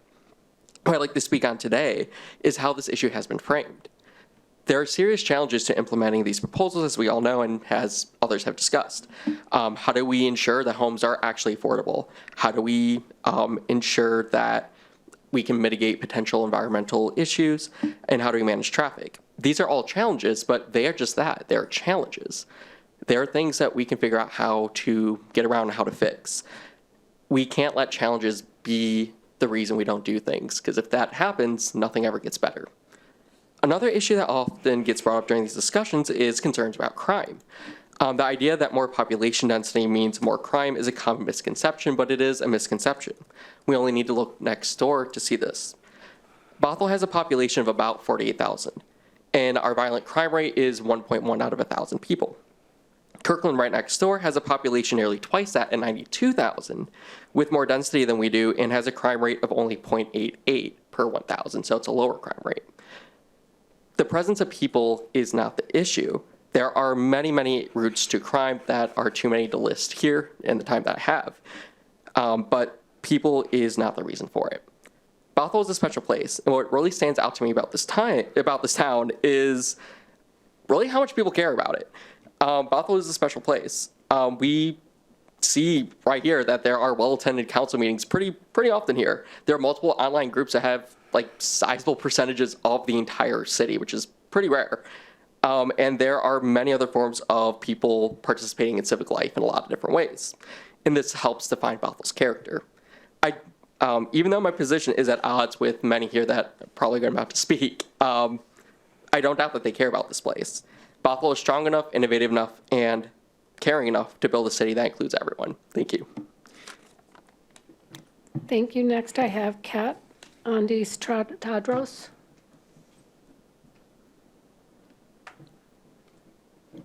She's not. Next is Lauren Allen.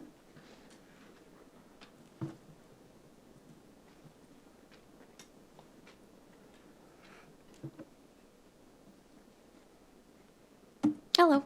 Good evening, Mayor Thompson and members of the City Council. Thank you for your time this evening. My name is Lauren Allen. I'm a renter in Bothell and speaking in favor of the Middle Housing Code amendments.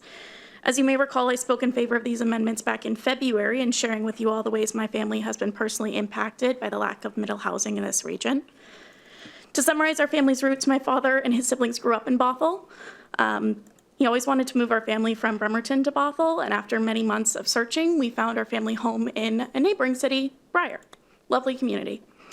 I finished high school at Cascadia College through Running Start. I earned my degree from the University of Washington Bothell, and I had my first job here in Bothell. In 2019, my sister bought her first home in Bothell. It's a townhouse that has access to transit, to parks, to trails. She loves it. I lived with my dad and my sister throughout college and my young adulthood, an experience that's shared by many of my peers, and I will let anyone that has considerations know Gen Z does not want to be living at home with our parents forever. We really don't. But we have to because salaries don't accommodate rising home prices, the affordability, rising cost of living, just in general. Groceries, gas, everything is increasing, and young people are really struggling with it.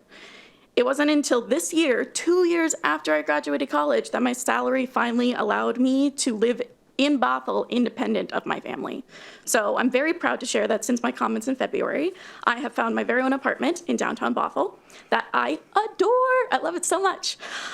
So when we talk about people caring, people do really care here. It's amazing. I will admit that I wasn't expecting to stay in Bothell because of my salary, and it was an immense privilege and luck that I was able to find the unit that I did. I love Bothell. I feel genuinely joyful to be part of this community. However, it should not be so difficult for young folks to move out on their own, especially in the cities that they love, that they've been in. We've lived around Bothell for 10 plus years, and I want to stay here. Housing is not a one-size-fits-all solution, and we need entry-level and affordable housing options. I'm so grateful for the thorough process the council has conducted regarding these amendments and the Planning Commission's recommendations. It's relieving to see the work done to ensure these amendments align with what actually go above and beyond state legislative policies. I applaud the work of the Planning Commission and the City Council and city staff that have poured countless hours into these policies to ensure they're grounded in data, research, and community needs. Thank you for your diligent work, and on behalf of the young people in Bothell, I urge you to pass these amendments. Thank you. Thank you. Next up, we have Ron Austin.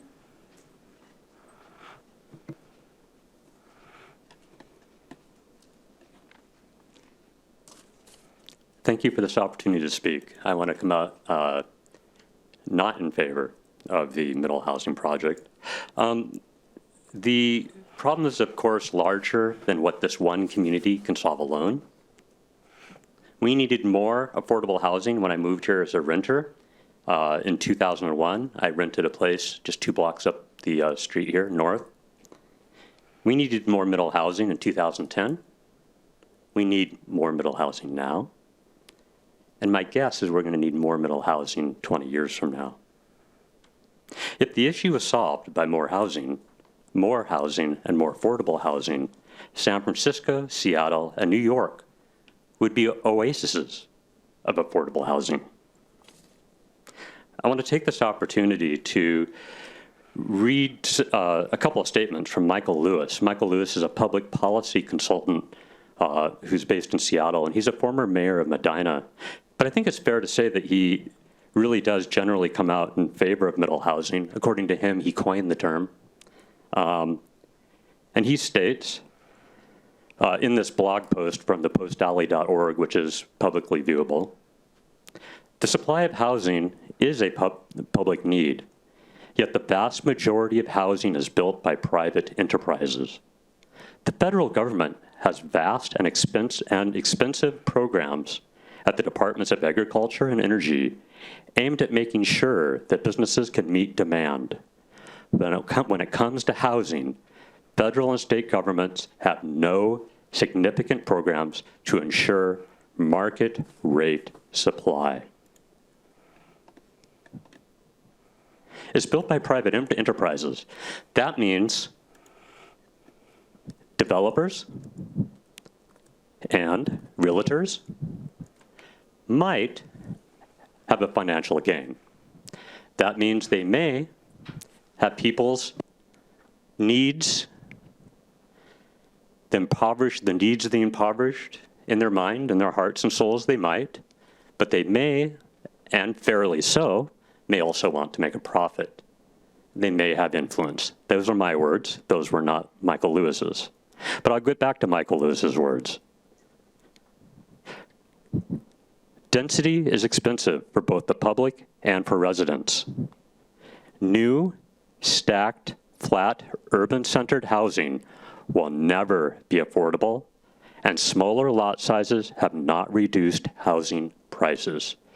If you were to build the Empire State Building in the middle of that street, it would solve the problem for a little bit until it didn't anymore. A lot of people would make money from that. The problem is larger than what we can achieve here by simply building more houses. If 4 is better than 2, why not 6? Thank you. Next up, we have Ann Agard.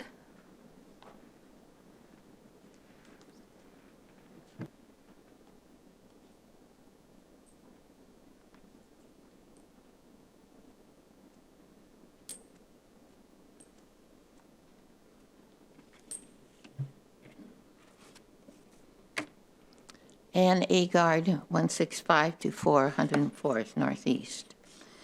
Staff recommendations state on numerous issues that this proposed code must be revisited when the Department of Commerce guidance and/or model code is provided.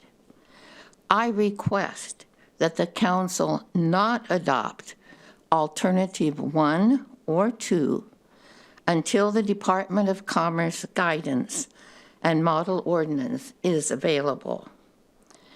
I have provided to you in writing before 4 specific areas in these proposed alternatives 1 and 2, and in the staff analysis 3, which are inconsistent now with HB 1110 and/or require additional guidance. The first of these is found in the definition for middle housing, which the current definition in HB 1110 and actually in the staff code states middle housing should be compatible in scale, form, and character with single-family houses. However, the comprehensive plan amendment before you, LUP 6, and all of the sub-area plans use only one word, and that word is scale. Therefore, this is not consistent with 1110 or actually with the staff requirement. I ask you not to approve this. 2, off-street parking cannot be required for these projects if within 1/2 mile of walking distance And yet, this proposal does not state this from the staff, so it's inconsistent with HB 1110. Two more areas are inconsistent. One is the staff requirement adjusting the draft code to allow duplexes on lots created by new short plat or final plats. This is not what is addressed in HB 1110. And finally, there is a section in HB 1110 that lots designated with critical areas or their buffers are not subject to the density requirements.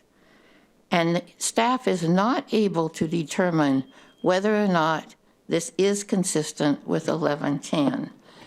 And so I ask you not to adopt this at this time and wait for the guidance. Thank you, Ms. Eggert. Next, we have Emily Austin.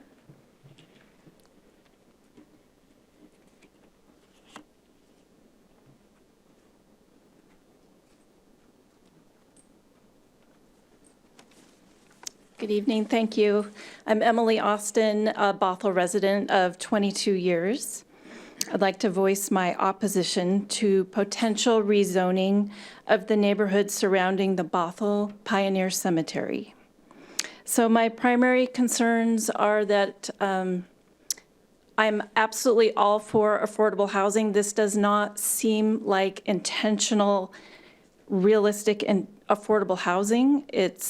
That seems like an illusion to me that any of this housing is actually going to be, quote, affordable. Circle Drive is also a very narrow street with no sidewalks, and there's no turnaround capabilities. So even having two large vehicles at a time, any vehicle like the mailman and, a letter carrier and Amazon is a challenge. My other concern is the loss of trees in the vicinity. In a 2-mile radius over the last 20 years, the loss of trees, which this is actually probably my primary concern, is alarming. We're experiencing increased temperatures, so that issue alone is concerning. We're growing trees in our yard, but we can't grow at this pace in our property. I just urge you not to adopt this code amendment, and thank you for your careful consideration of this issue. Thank you. Thank you. That is the last person I have signed up. If there's anybody in the audience that wishes to speak, please go to the podium. I will ask that you maybe go just 3 deep, and then we'll call you, and then you can line up again. So if you want to start lining up, we'll take you. And then I'm going to ask, while we're doing that, I'm going to ask if anyone is in the audience that wishes to speak, please use the raise hand function, and we will panel you in once we get through those that are in the audience. Thank you. Hi, Council. It's Cameron. I won't speak very long today. I won't keep you. I'm 28 years old. I was born and raised here, lived my whole life here, and I would like to continue living here. And for it to be affordable for me, for anybody, we're going to need to implement these code amendments. So please pass them. Thank you. Thank you. I would also remind people to please state your name when you get up to the podium. That'd be great. Thank you. My name's Chris Gustafson. I live on Circle Drive. I've lived in Bothell. I moved to Bothell 22 years ago, and I've lived in the house on Circle Drive for 17 years. I remember meetings with the UW reps regarding student parking and housing. They told us it was a commuter school, that there wouldn't be parking garages or dorms because the kids weren't going to stay there, and that there wouldn't be any parking problems on the streets of Bothell because all of the kids were going to take public transit. So I think that we all who live here know none of that is true. I remember city council meetings at the court building where they would turn the AC so low that you could barely stay long enough to get to the issue that you were interested in. At that time, it was height restrictions and setbacks for the buildings in downtown Bothell. So I just ask you to go down to McMenamins and stand in the street and see if you think anyone addressed the height restrictions or the setbacks, because that isn't what we wanted then, and no one listened to us. City Council then, which probably didn't include any of you, didn't hear us. So that didn't happen either. So I remember that nothing is what it seems, and what you are promised means nothing. That's why I speak up tonight against this short-sighted appeal of code amendments and proposals that will forever alter the charm and peace of a little historic town. A town that's loudly saying, when is enough enough? How far do you go before you destroy the very essence of a place? Before everyone decides to leave, to give up, to run, before we can't remember what it was like. I'm here tonight with a plea to this city council. Are you for us as a community, or are you for growth and money at any cost to a community? Zero lot lines, middle housing, duplex, triplex, trade-offs with developers who will make millions while they allocate a small portion for affordable housing. I feel like the affordable housing is being used by the developers, and that they will come in, they'll develop, they'll get all their money, they'll move on, and there might be one affordable house in those units, and that's what you'll have. So thank you for your time. I appreciate you listening. Thank you. My name is Justin Buffard. I come in support of the Middle Housing Code amendments.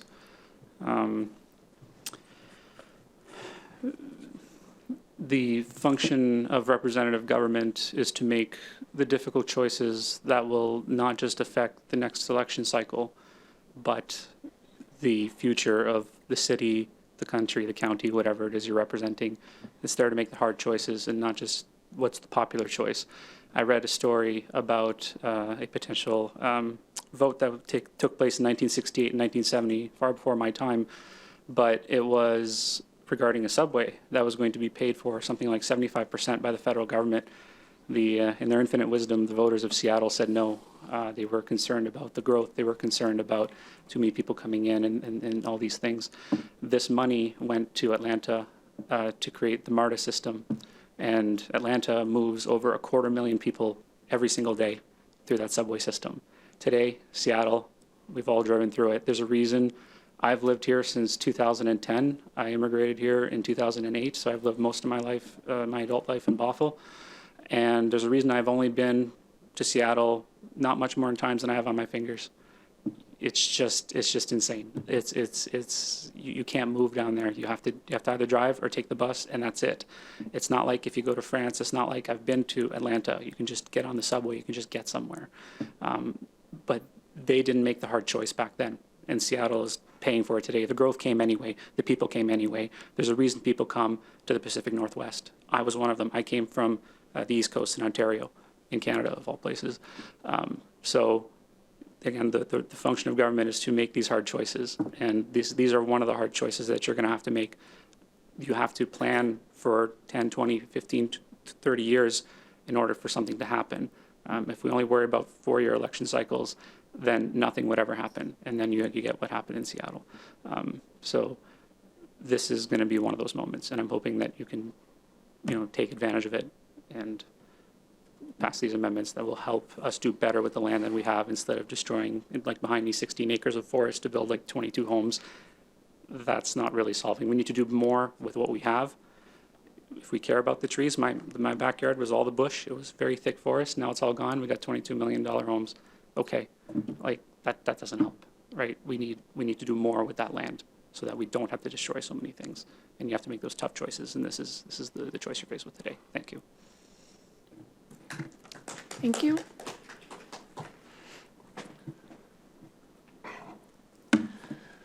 Mark Swanson, greetings everybody. I live on West Hill, been there since 1994 when I bought the house. You know, if I would have bought my house in 1999 and then sold it in 2002 after the dot-com bubble, I would have lost 33%.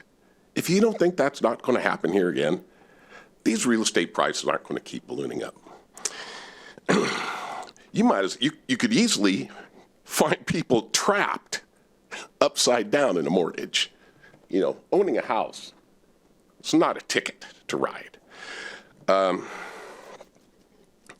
You know, there seems to be I want to clean up a little bit of an issue here. This tire dust business, it's not like the fish are eating the tire dust. Rainwater and snow runoff contains ozone, which interacts with the tire dust, which releases the 6-ppd quinone, which is a low volatile poison to the coho, the steelhead, the rainbow, the brook trout. So it's not like rainwater basins are going to solve your problem. They're not. It may actually exacerbate it. So there's that. This idea that increasing urban density to prevent urban sprawl, I challenge staff, the council, planning commission, to come up with a scientific study that it shows that saves CO2.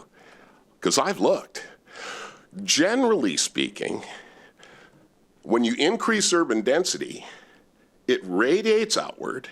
You get fringe communities popping up who try to go back into the city, which causes further traffic problems. Now, limiting the parking assignments, you know, I bought that book, the high cost free parking that they talk about all the time, the Planning Commission, 750 pages. I've read most of it. Let me tell you, here's a new term you're going to have to get used to. When you adopt these parking limitations, parking equity, parking equity. You are increasing a parking equity gap by having these low parking spots for these affordable communities like you won't believe. Here's the other thing I'm worried about. HB 1110 does not say that you have to line out, protect single-family residences. You can leave that in there. You don't have to take that out. So don't. That's who we've been. That's why Bothell's a desirable place to live. Thank you. Thank you, Mr. Swanson. Does anyone else in the audience wish to speak? Go ahead. Please state your name when you come to the podium. Good evening. My name is Patrick Ewing. I was Mayor of Bothell for 2 years. I served on the City Council for 12 years.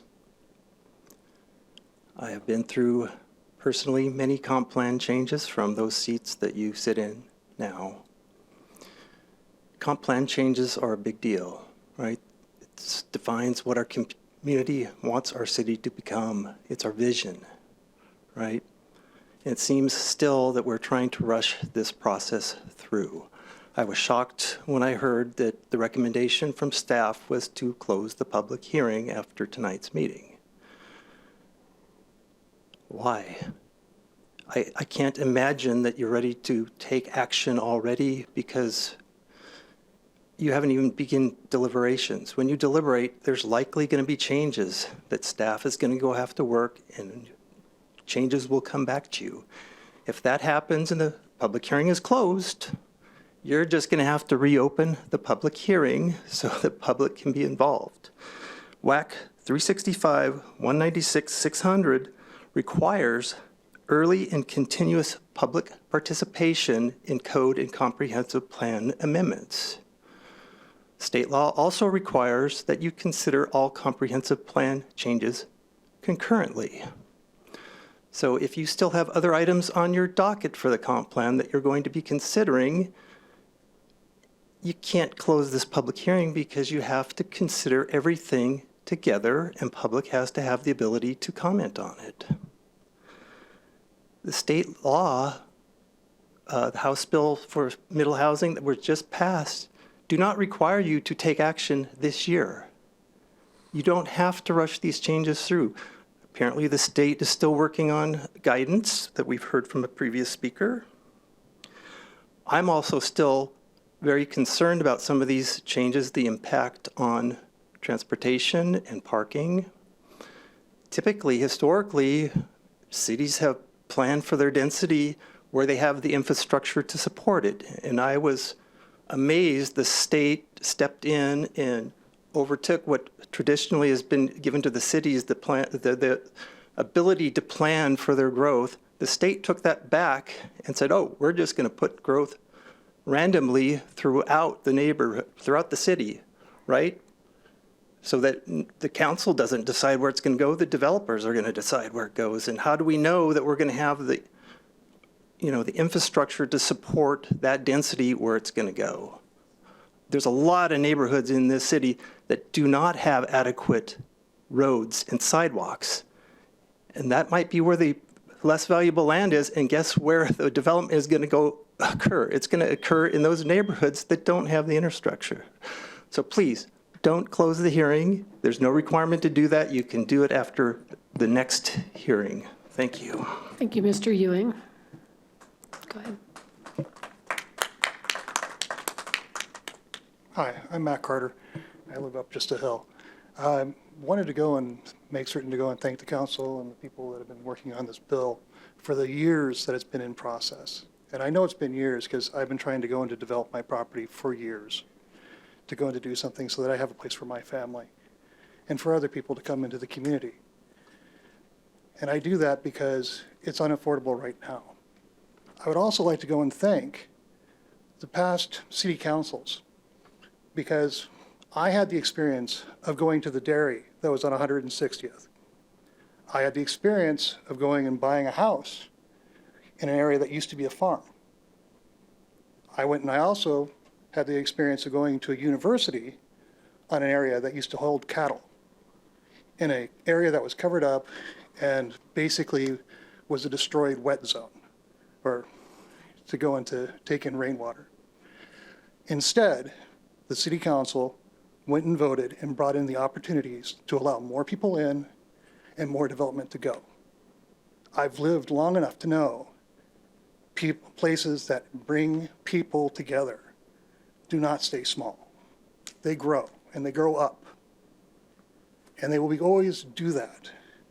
But if you don't allow for the density to increase, you hold people out. And you reduce the opportunities that's available to other people like me, who came in 17 years ago and was able to buy an old house on what used to be a farm. This is the same sort of problem you're looking at today. You have to go and you have to be able to allow more people in. And yes, the land value will go up. The housing prices will go up. No one can go and buy a house in Linwood for $1,700 like they did back in 1960. It's not possible, right? These are things that we expect. But, as I was saying, if you never allowed to go and to be able to go and to bring those people in, and you never give them the opportunity, you've lost out. So I'm hoping to go and thank the council at a later meeting for going through with this process and passing the middle housing amendment. Thank you. Thank you. Is there anyone else in the audience that wishes to speak? Please step to the podium and state your name.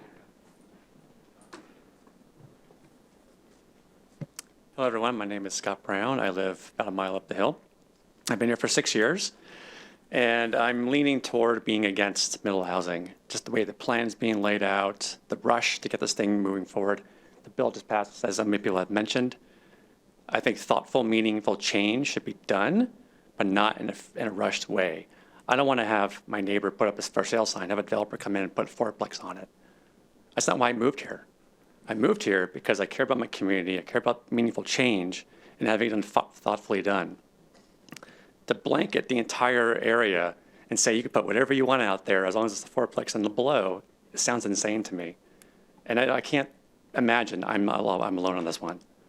So I'm here to tell you, it's been passed. Think thoughtfully through this and take your time going through it and don't rush this. We can do this in a meaningful way that everybody can benefit from this, and not developers, but the people who live here in this community. Thank you. Thank you. Anyone else in the audience wishes to speak? And I don't see anyone in the virtual audience with their hand raised, so we've come to the end of the public comment.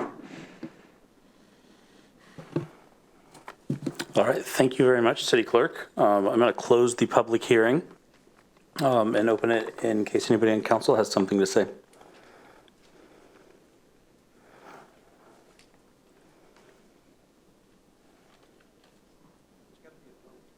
Deputy Mayor? Thank you, Mayor. Director Greenspan, can you remind us about the process and show how long, what happened over the past X number of months and years for this process to get us to this day?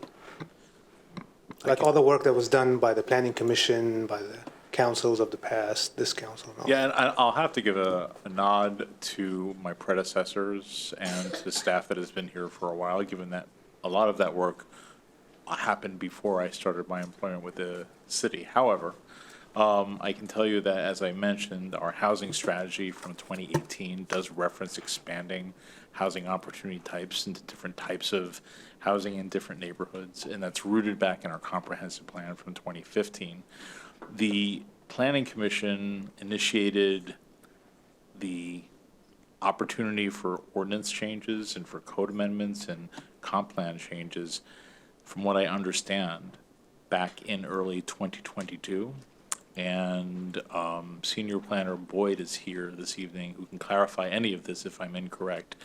But their recommendation was subject to a couple of public hearings, and their final recommendation was made in October of last year. And if you recall, at the end of last year and the beginning of this year, staff approached City Council for how to move forward. And we did receive direction for more and deeper community engagement starting in March of this year, and to allow us to proceed with some of the deliverables that were due to the Department of Commerce, which is what we did. So this does have a long history in terms of setting up policy to get us to this point, but the very intentional process to get code amendments and the comprehensive plan amendments, I believe, commenced in 2022, an early part of 2022. Thank you. And I saw that there were, your presentation didn't talk about it, but it's on the Middle webpage, the market analysis, feasibility analysis, and the displacement analysis, and the racial inequity and equity report. Can you summarize it off the top of your head, or? I cannot. Okay. However, if the council wishes, I do have staff here who can give you a flavor for what the contents of each of those are and the deliverables that we provided to the Department of Commerce. Would you please Sure. provide just a quick overview? It doesn't have to be. And as you I did know mention, it is a market and feasibility analysis, a racial equity and anti-displacement report, and a community engagement report as well. And the community engagement report, yes, indeed, because I see on. And in addition to that, we also, together with 4 other arch communities, pooled our resources to do additional community engagement to community-based organizations. So all of that information, all 4 of those reports are available on our Middle Housing webpage now. So and I'm happy to answer questions about those. Can you provide an overview of the findings in each one of those? Like just a quick high level, what popped in? I'll start with the market analysis. It found that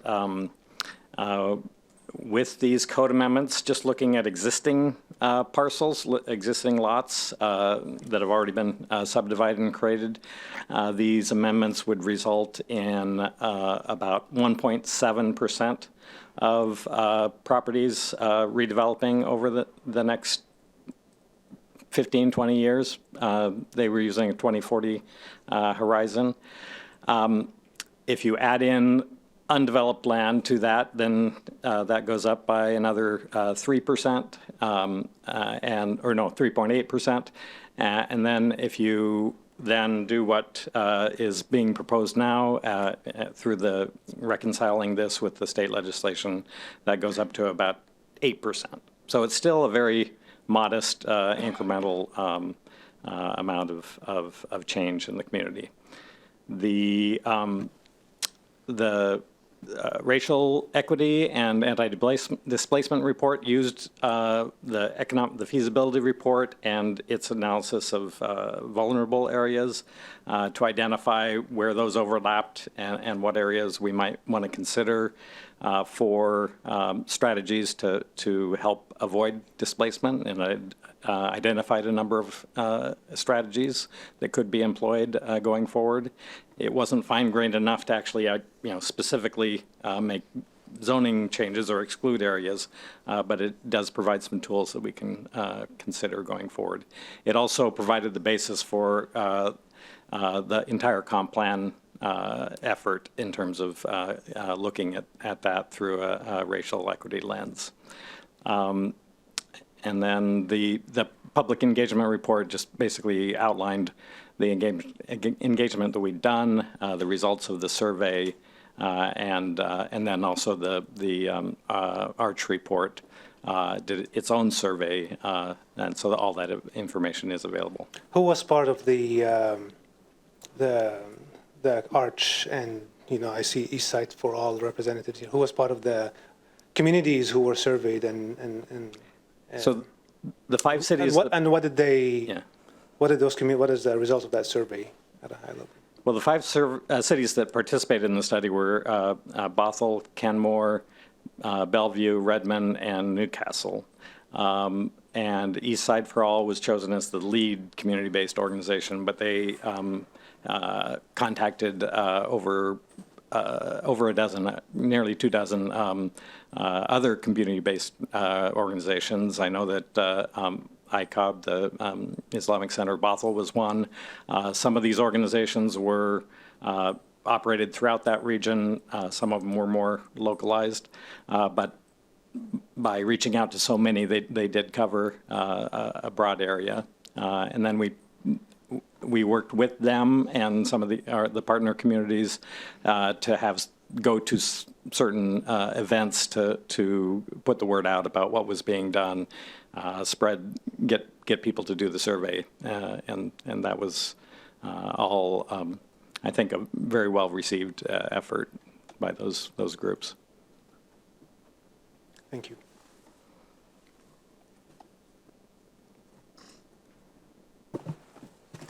Councilmember Aldrichs. I'm really glad that the deputy mayor brought up the reports that are available. Typically, we would have received a staff presentation on these topics, and I wish that we could have done that because there is some really fantastic information contained in these reports that are publicly available on the website. And I would really urge members of the public, especially all of the people who are so committed to our community and care so much, that you showed up here tonight and you gave public comment and you're sitting through this very long meeting. We can tell that you care, and part of that caring is being informed and seeking out high quality information on the proposals that are before us. And so these reports are very high quality. It is what the city has invested in to really get comprehensive feedback from our community and to reach out to people who aren't typically heard from, so that we can make sure that the decisions that we make here on council do represent our community and a broad, diverse range of people who live here that we share our community with. So I am glad to hear a brief kind of summary from Director Boyd. Thank you for that. And I really strongly encourage everyone in our community to read these reports. Really, really good work. Really appreciate staff and our consultants and all the people who contributed to them. And I wish we could have had some more time with that to really dig in and understand those findings. So thanks for what you were able to contribute.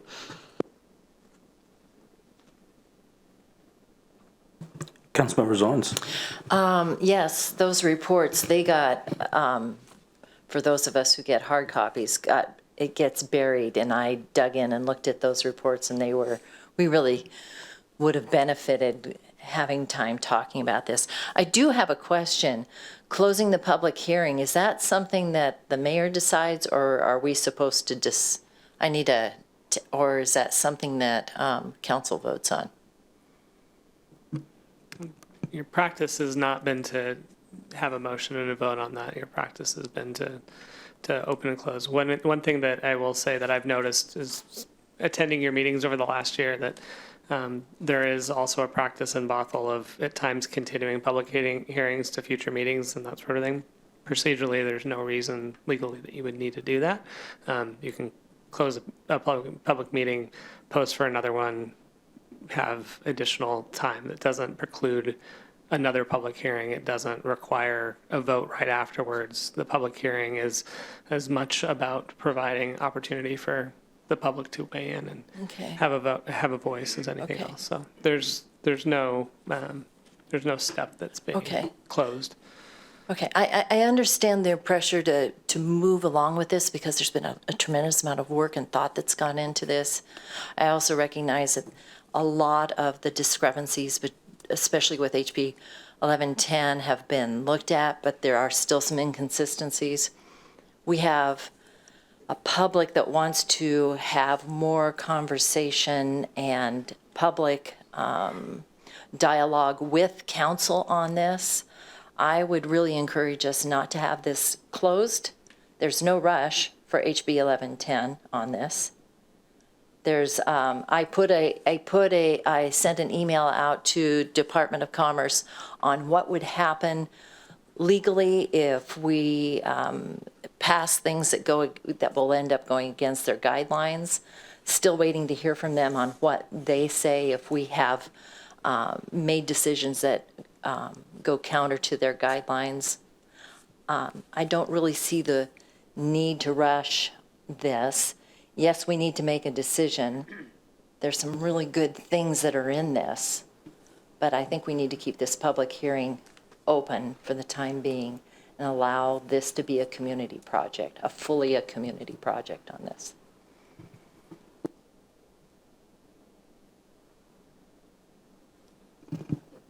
Councilmember Dodd. Thank you. I don't want us to lose focus on how long this process has already been. I appreciated Mr. Carter's comments and Director Greenspan's history that this started with our 2015 comp plan. The vote, the unanimous vote by a previous council and a few members still here, was to study this in 2018, and it did not hit the Planning Commission's docket until council direction in 2022. The Planning Commission worked on it for about a year and then more. It came to us earlier this year, and we heard from the audience, a lot of the same folks actually who wanted more time on it. So we had a lot of public meetings, we had housing tours, we've had a number of times for public engagement. And honestly, listening to the cons today, listening to the pros today, listening to the people who want more information, a lot of people still say they're afraid of change, and so am I. I've lived here 30 years, and Bothell has changed dramatically. The population has doubled, and people that I grew up with here can't afford to live here. So we have another meeting scheduled to talk about this, but we can't drag it on forever either. That is a disservice to the people we represent, in the same way that doing changes too quickly would be. I don't think that this is too quick. It's been years in the making. It's been the majority of this year thus far. And I am going to call out another commenter where I took down a note. I appreciated Mr. Todros saying we can't let challenges be the reason we don't do things. I would also say we can't let fear be the reason we don't do things. We are going to grow. Our population has already doubled, and the way that we house our population has not significantly changed in that time. So I appreciate wanting to listen to people. I was the person to make that motion in February after significant public comment. But we cannot wait until everybody is comfortable with something. That's never going to happen on any decision we make. Our job is to do the most good for the most people. And I think that at a certain point, we have to decide that we are going to make a decision and be done with it. Letting people hang forever, whether it's in hope that we do or don't do something, is not fair to anyone either. Thank you.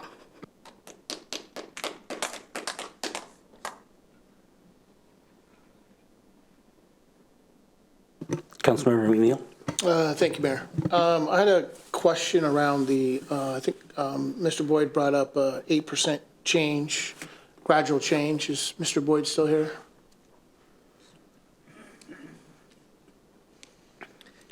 Yeah, that was the high end. High end of the change. And when we look at that change, where do we anticipate that change to be across the entire city? Is that a King County portion of our city, both King and Snohomish County, pockets of our city? Where do we see that 8% change taking place?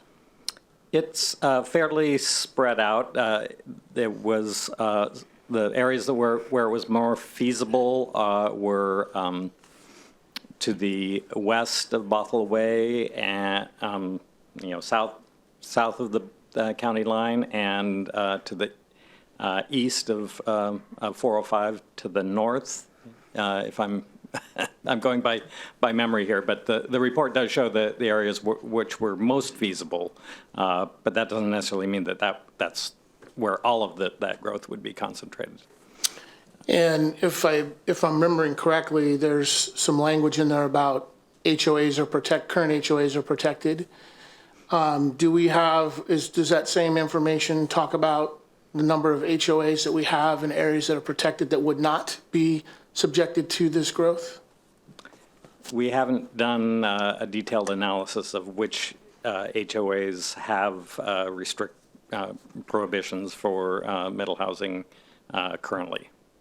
Okay, that would be something that I would really like to have more information on, is to understand what HOAs are protected and don't have to actually consolidate and take on this growth, and then what other parts of the city would actually have to take on that make up that 8%. Because to me, if you spread the 8% over the entire city, it looks much different if you put it into one part of the city. So that was just one thing that I would like some additional information on. The other is if we were to make a decision, and thank you, Mr. Boyd. The other would be if we made a decision on this relatively soon, how does that affect our overall comp plan?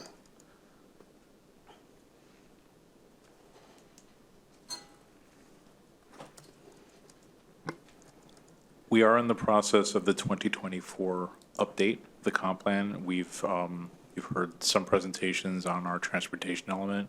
We'll be coming back later this month on the land use element. We're proceeding with that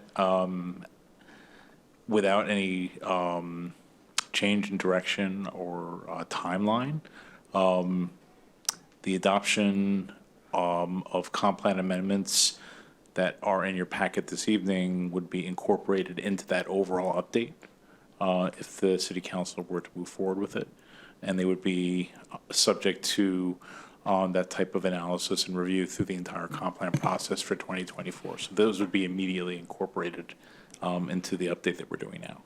Okay, so all the projects that we have on timeline-wise can be put into the comp plan, or would there be projects that might have to? Councilmember McNeil, I suggest that might be a question that we could follow up with council on later. I know tonight we have a lot of people who are interested in middle housing, but with this being focused on the public hearing, we can answer that question either in writing or at a future meeting.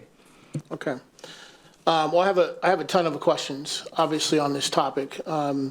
Councilmember Dodd brought up that we've been studying this a long time, and I was part of the original conversations when we wanted to talk about studying middle housing and what middle housing actually meant. Because when we talk about middle housing, sometimes we get it confused with affordable housing. And we've heard some statements tonight about if a developer has an opportunity to buy a piece of property and build a house, does that mean they're not going to sell it at market rate? They're going to create affordable housing. So I would challenge anybody to say that You know, we're going to obviously change and create a higher density in a neighborhood, and a piece of property are obviously going to become cheaper. I don't know if I can, you know, honestly tell you that that would happen. In 30 years of being in construction, I've never seen that happen. But first and foremost, I want to say thank you to the entire community for coming out here and speaking, because it's important that we hear from you on what matters to you, because you bought your homes here for a reason, and we want to become a welcoming city for all. But each one of us bought our home for a different reason.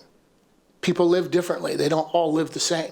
Some people live in micro apartments, micro houses. Some people live in townhomes. Some people live in condos. Some people live in single family homes. And I've gone and driven throughout our city, and we have a mix of all of that.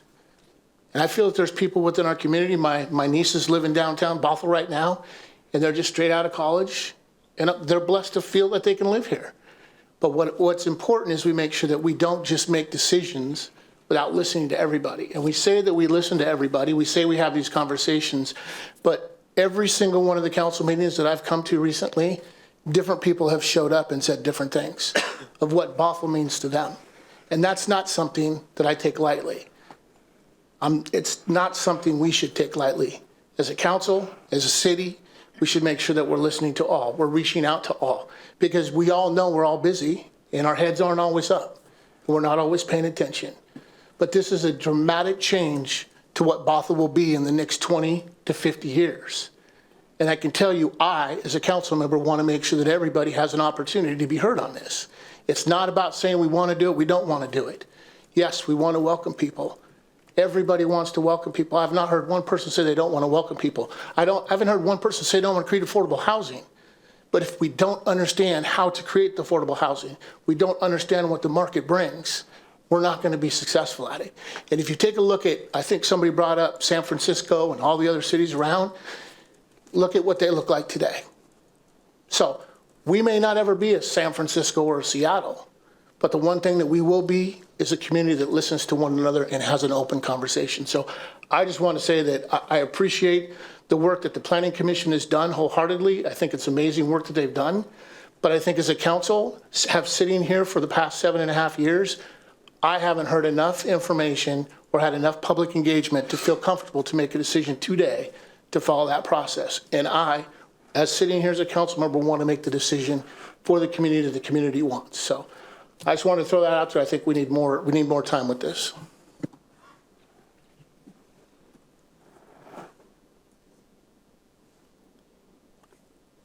Who are we waiting on? Councilmember Mankey? Councilmember Alders? Either of you guys have anything to say?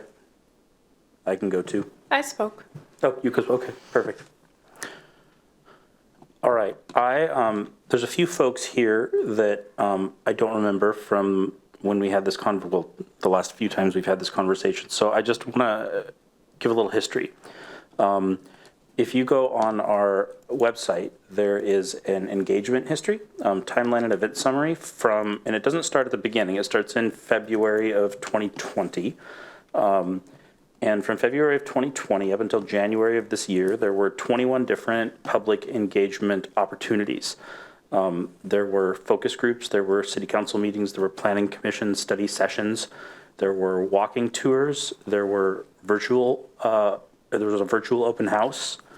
And what we heard in January was that those 21 touch points weren't enough, that we were rushing, and that we needed more public engagement. So in January, we told staff, we want more public engagement. We listened to the community. And since then, we've had 12 opportunities for public engagement, all of those, I think, 5 different options. There was a community forum that we hadn't had up until then here at City Hall. We did a lot of virtual work as well. And all told, we've touched this subject over the last 3 years 33 times. I'm unaware of anything in my time on City Council that we have had this much public engagement on, that we've taken this much time on. And I would point out that there are folks in the audience here that have had their friends have to move away during the time that we've been doing public engagement. And the longer we wait, the more harm will be done. to them and their friends. I mean, anybody that's paid attention to this knows how I feel about this. I think middle housing is good policy. But I also just want to speak to the folks that disagree. Because it's really easy in these types of discussions to assume that the people who disagree with you on the solution don't see the same problem and or don't care about you because they don't agree with the solution that you have. And I want everybody who's testified against this tonight to know that, just like many of you, I've lived here a long time. I grew up about a half mile outside of city limits. I was this close to being able to say born and raised in Bothell. And I've been living in my single family home since 2005 with my family. And just like you, I've noticed that in a lot of ways, as we grow, the quality of life gets worse. And that's real. And I think it's entirely reasonable to assume that growth equals lower quality of life. And I think assuming that, it's entirely reasonable to try to prevent growth. I don't see population control as it's not something I'm morally comfortable with for a few different reasons. But hear me out that we are all deeply concerned with preserving the quality of life we have here in Bothell. That's why we've asked staff to come back with something that's very incremental. And some of the folks have made points that, you know, this isn't going to solve all of our affordability problems, and you're right. But we're trying to balance giving opportunity to our kids who might want to live here when they grow up with change not happening incredibly quickly, because I believe that no neighborhood should be forced to change quickly and dramatically. And, you know, if you look at the numbers in our study, I think it was between 1.7 and around 8% of expected homes would be redeveloped over the next 15 years. That's pretty consistent with PSRC's estimate that I think was 5% over 20 years. So the most likely scenario in your neighborhood is if, when you open your front door and you stand on your front porch, if you can see 15 or 20 homes, in 15 or 20 years, one of them will have a few extra doors. A lot of these neighborhoods have missing middle already. I remember doorbelling a triplex on Circle Drive. You know, from my house, I can see 3 homes that have added kitchens in the downstairs and rent rooms out.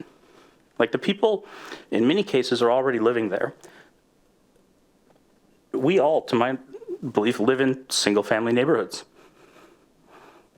Nobody wants to ruin the place that they live. But we have to balance that with what we hear from other parts of the community that say, we've been priced out, our friends are gone, we spend half of our income on rent, and that are begging us to do something for them. I don't think this has to be a zero-sum game. And I don't want to have to choose between the people like me who have lived here for a really long time and the people that want to live here for a really long time.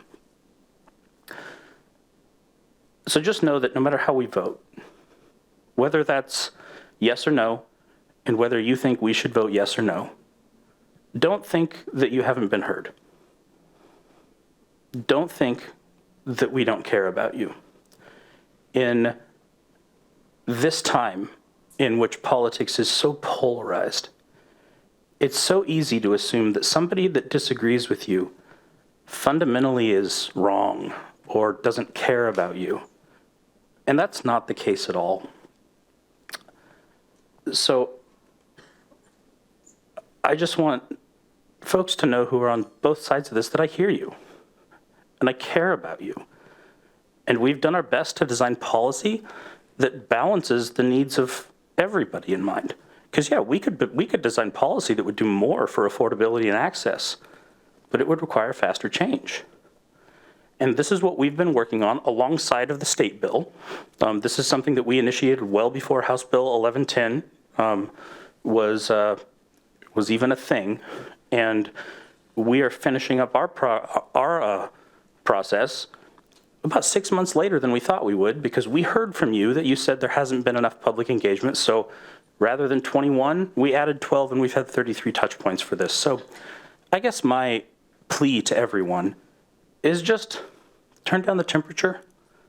We care about you. You matter to us, and we want you to love Bothell as much tomorrow as you do today, but we also want our kids to be able to love Bothell too. Thank you.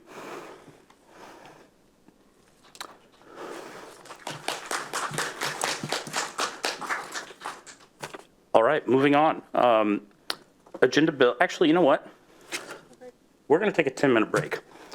I think we'd all like to get up and walk around or go to the bathroom. 15-minute break. I'm getting yelled at. It is 8:25 p.m. We will be back at 8:40 p.m. Recording stopped.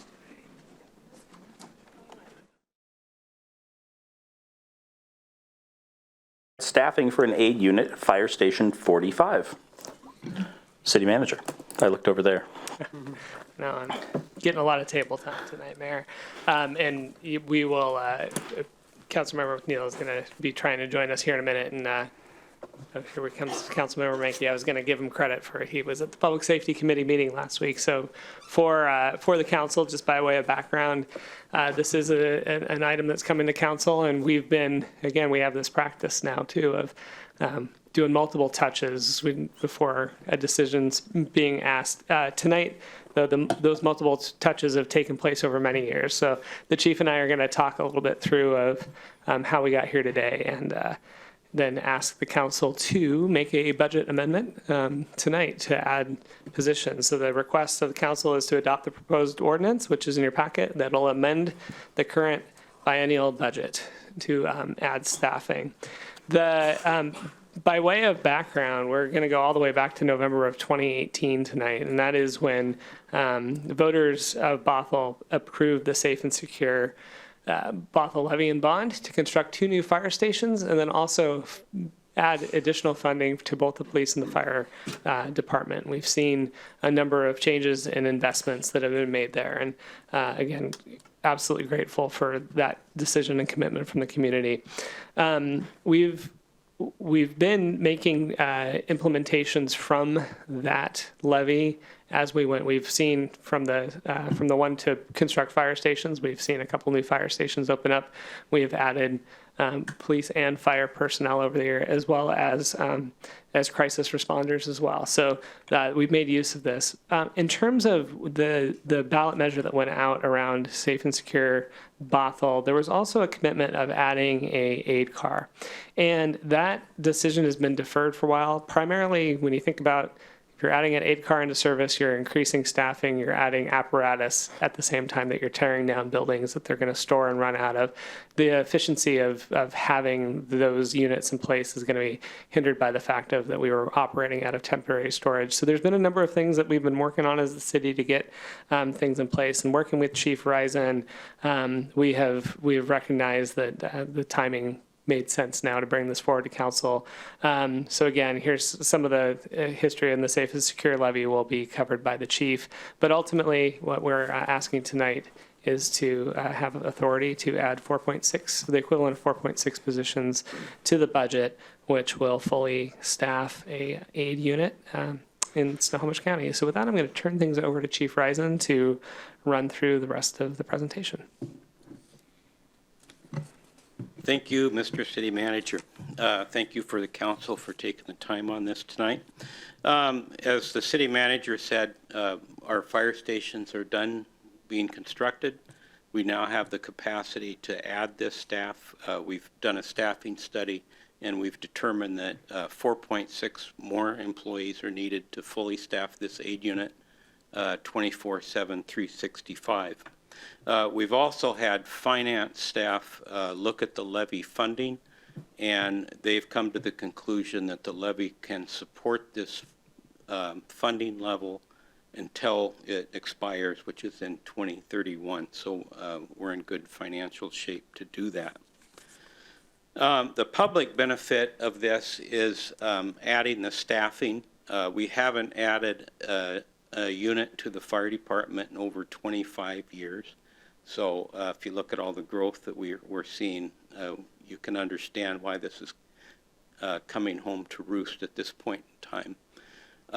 This is going to allow us to provide 2 additional firefighter EMTs every day, which will provide additional staffing for critical incidents such as structure fires, car accidents, cardiac arrests, things of that nature. It also gives us a bit more flexibility. For example, if we send an engine company, say Station 44, to training, we can move an aid unit into that station. So we at least got a unit there providing a quick response for an aid call that may occur while they're out. It's also going to allow us to go to a more predictable staffing model. Our 2 north end stations, 44 and 45, are staffed with 3 people each. And currently, if there's an aid call, they take the aid car, and if it's a fire call, they take the fire apparatus.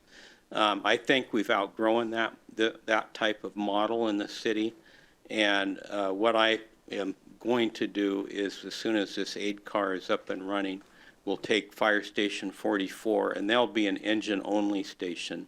And if they need transport service, if they're on an aid call, we'll have Aid 45 there to go up and transport for them so they can go back in service and try to keep our response times down. We have done some modeling that shows, I think, that we're going to see a reduction in response time. I think it's just common sense that the more units you got into service, the better chance you have of having a unit available when you need it. So, and we're going to talk a little bit more about that as we go. Just to give you an overall view of our response trends, in 2018 we responded to a little over 6,300 runs. Now we're up to, in 2022, 7,240 runs.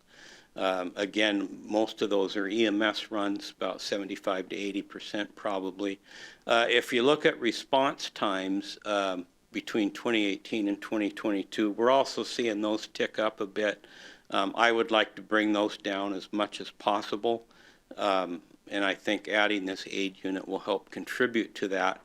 We have an asterisk by the 2022 times, as the city manager alluded to. That was during station construction, and they are what they are. But I think we're probably, now that we're in new quarters, probably lowered them down a little bit. But we don't have that data yet for this year.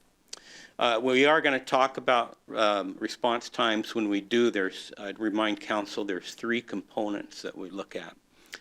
The first one is call processing time, which is what happens in dispatch when somebody calls 911. We've got a very good dispatch system through Norcom, and I watch calls come in on the CAD system, and within 10 to 15 seconds, they're dispatched. So we're performing very high in that arena. Turnout time is the other component. That is how fast the crew gets out the door and on their way to a call. And usually we would like to see about a minute for an EMS response. Fire responses take a little bit longer, maybe a minute and a half, because the crew has to don their protective clothing. And our cross-staffing actually adds to that, because they've got to put their gear from one rig to the other. So getting rid of that model will help us reduce our reaction time. I have some maps tonight about travel time that we're going to look at, and we'll talk about that and what it looks like when we have units in and out of service. The thing you will understand, or that I want to have you understand, is that when a unit is available, it sends a message to dispatch automatically, and they're tracked through what we call automatic vehicle locators. So if the Norcom gets a call for, say, a car fire, it quickly searches for the first available engine, and whether it's a Bothell engine or a Kirkland engine, they send that rig. And so that system is very sophisticated, state-of-the-art, and that ensures that whatever call it is, we're getting the closest unit possible to that call. So this map are some heat maps we had made up that indicate travel time, just the travel time component based on the 3 Bothell fire stations, 42, 44, and 45 in the center of your map. The diamonds on the outside and at the lower part of the map indicate mutual aid stations or automatic aid, and they're if we are out, they're automatically dispatched. Or if, like in the bottom of the map, in the orange and yellow sections, I guess it's orange, salmon colored, those are our 5 and 6 minute travel times area. And very often the diamond at the very bottom of the map, Kirkland Fire Station, might be dispatched into those areas, or the diamond in the upper left side middle might be dispatched, which is a Shoreline Fire Station. But that all happens automatically if our units are not closer or if they're out of service. So, but this map indicates that if all units are in service, a large part of the city is covered by a 4-minute travel time. So next slide will show, there we go. These 2 maps indicate what happens when we start losing units, especially in the north end. And in the first map on the left, we simulated Fire Station 45 being on a call. And you can see more of their area now is turning to yellow and red. And we're starting to get into coverage problems. If we take out both 44 and 45, a large part of our area is now yellow and red, and some of it is gray, which indicates a travel time longer than 6 minutes. And you know, I always tell people that travel or response time for the fire department is absolutely critical to how we perform for the community. It has a direct bearing on cardiac arrest survival rates and fires confined to room of origin. So if we have a 3rd unit in the north end, and if we keep Fire Station 44 from transporting, I think the odds of us keeping the map a little bit more green more often are going to increase. I think one of our final slides that we put together tonight is we did some response time modeling where we this indicates what some past responses we fed into the system, and it shows a reduction based upon aid 45 being available and in service. We modeled it with that model in place. It's a predictive model, so how accurate it is, I'm not 100% sure, and only time will tell. But the blue is what our current response modeling is, and the red would be predicted if we add aid 45. So we're seeing improvements in all areas. So I can tell the council tonight that adding this unit, I think we're going to see an improvement in our response times and less dependency on our automatic aid partners in the future based on the addition of this unit. So if the council has no questions, we would ask that you consider adopting the proposed ordinance amending the 2023-2024 biennial budget. Councilmember McNeil. Thank you, Mayor. I had an opportunity tonight to speak to the chief, and I just wanted to, from the bottom of my heart, thank you and everyone who works in public service. I unfortunately experienced something very devastating this past weekend with one of my sons collapsing. And unfortunately, I was in the city of Philadelphia when it happened. And it took 22 minutes for the medic to get to the scene. And I can tell you right now, the level of service that we receive here versus there is unparalleled. So I just wanted to, from the bottom of my heart, thank you, because this matters. So thank you for your service. Thank you.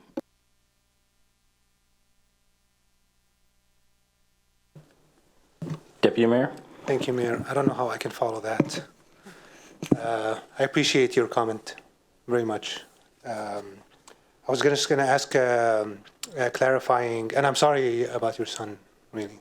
Like, how do you follow that?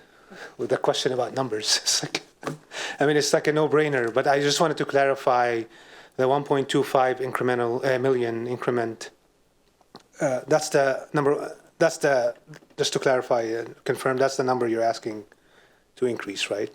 In the budget. I'm just looking at my agenda. It says, I didn't mean to stop the professor. No, that's sorry. all right. I believe so. Yes, that's over the course. That's the number over the biennial budget. Yes. And does that include only the staffing, or does it include the staffing plus 8-car? Or is that we already have the 8-car? The 8-car has already been purchased and it's in service now. It's just in that cross-staff mode. I see. And this will also enable us to reduce our fleet and right-size it, because we won't be having an 8 unit at Station 44. So in the future, there'll be some cost savings with that, along with revenue from increased fire department transports. So there'll be some offsetting costs to that. I wasn't talking about the costing. I mean, 1.2 in the grand scheme of things, when there's lives, how do you put a price on a life? Like, you can't. So I'm just clarifying what this incremental. Yeah, and Deputy Mayor, I think to the root of that question too is that really thinking through the staffing models that we see in terms of when we talk about having an 80 unit in place, it's then you got to think about how do you have that operationally 7 days a week, 24 hours. And so to your point of like, yes, the money associated with this will be paying for 4.6 FTE. It's really like 4 individuals, and then the 0.6 is equivalent of overtime to make sure that staffing works. But the aid unit has been purchased previously through the levy funds as well. Okay, thank you. Councilmember Alders. Thank you, Mayor. I do want to point out that the community got a sneak preview of this new 8-car in the 4th of July parade. And it was, and I got to ride in the back. It was brand new. There were still, papers on the floorboards. You got to babysit my kids in the fire truck and they loved it. So thank you. And so, yeah, it was really special to see it included in the parade in that way. And so, I'm grateful for that. Grateful to also hear that we can staff it, because, a pretty machine is not very useful unless you have the people to use it properly. And I'm grateful that we're going to be adding this. The budget ask is very reasonable. And so I don't necessarily have any questions other than glad to see our public safety levy funds being used in this way. So thank you. Councilmember Zorns. Thank you. I know that we've had discussion with fire stations. And can we cover enough between 45, 42, and 44? And, at some point, as a city, we might have to face getting another fire station. And thinking about, what did you say, about 75, 80% of our runs are EMS. So in my mind, I'm thinking, how many calls will Station 44 get that they can respond to? Is there, we don't have a EMS at all based out of that. It's going to be strictly. No, we do. Okay. Because all of our firefighters are EMTs. Okay. And so a fire truck, an engine, has the same exact personnel skills and equipment that an aid car does, including a defibrillator, everything.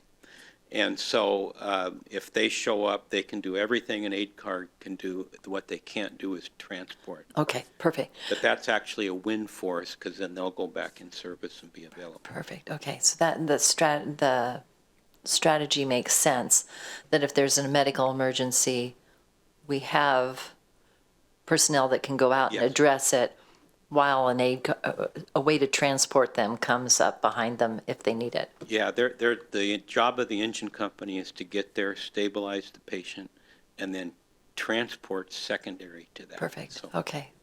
Thank you.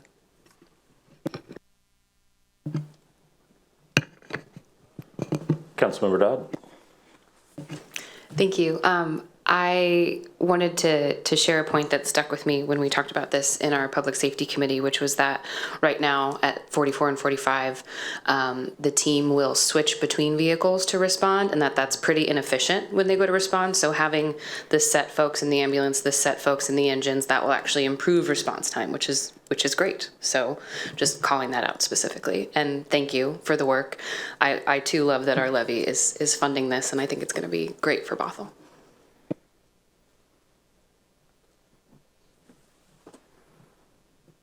All right. First off, Councilmember McNeil, I'm sorry. And you and your son will be in my prayers. No parent should have to go through that. I am really excited about this aid car because when you go out for a levy and you ask the voters for money and you say, if you give us this money, we are going to give you this thing, you should give them that thing.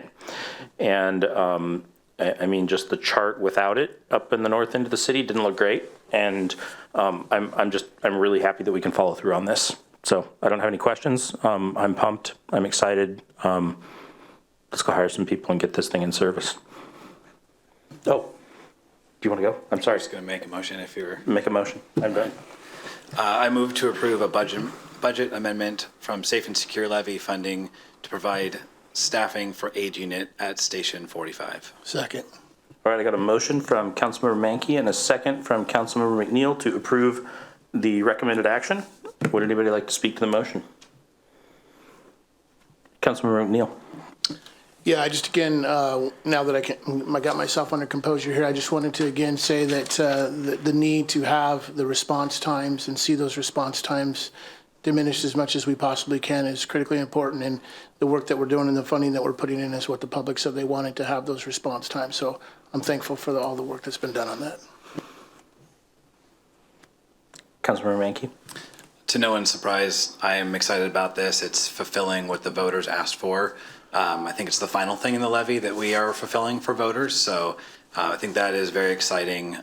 The response times diminishing with units going out of service, I think shows the need. The increased call time and the increased number of calls also shows the need. So we're only going to have more need likely in the future as we continue to grow, and this helps us be more efficient and provide the services required. So I'm very excited about this. All right, City Clerk. Please say yes or no when I call your name. Councilmember Zorns? Yes. Mayor Thompson? Yes. Councilmember Alders? Yes.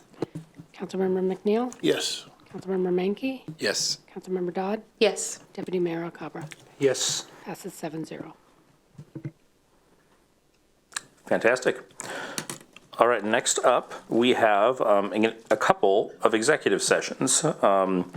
We are going to adjourn to executive session pursuant for RCW 4230-110-1C to discuss the minimum price at which real estate will be offered for sale or lease for 30 minutes with no action expected, and executive session pursuant to RCW 4230-110-11 to discuss potential litigation for 40 minutes with potential action expected. The total time is 1 hour and 10 minutes. It is...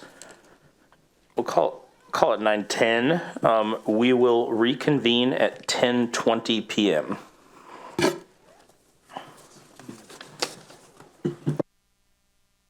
Recording stopped.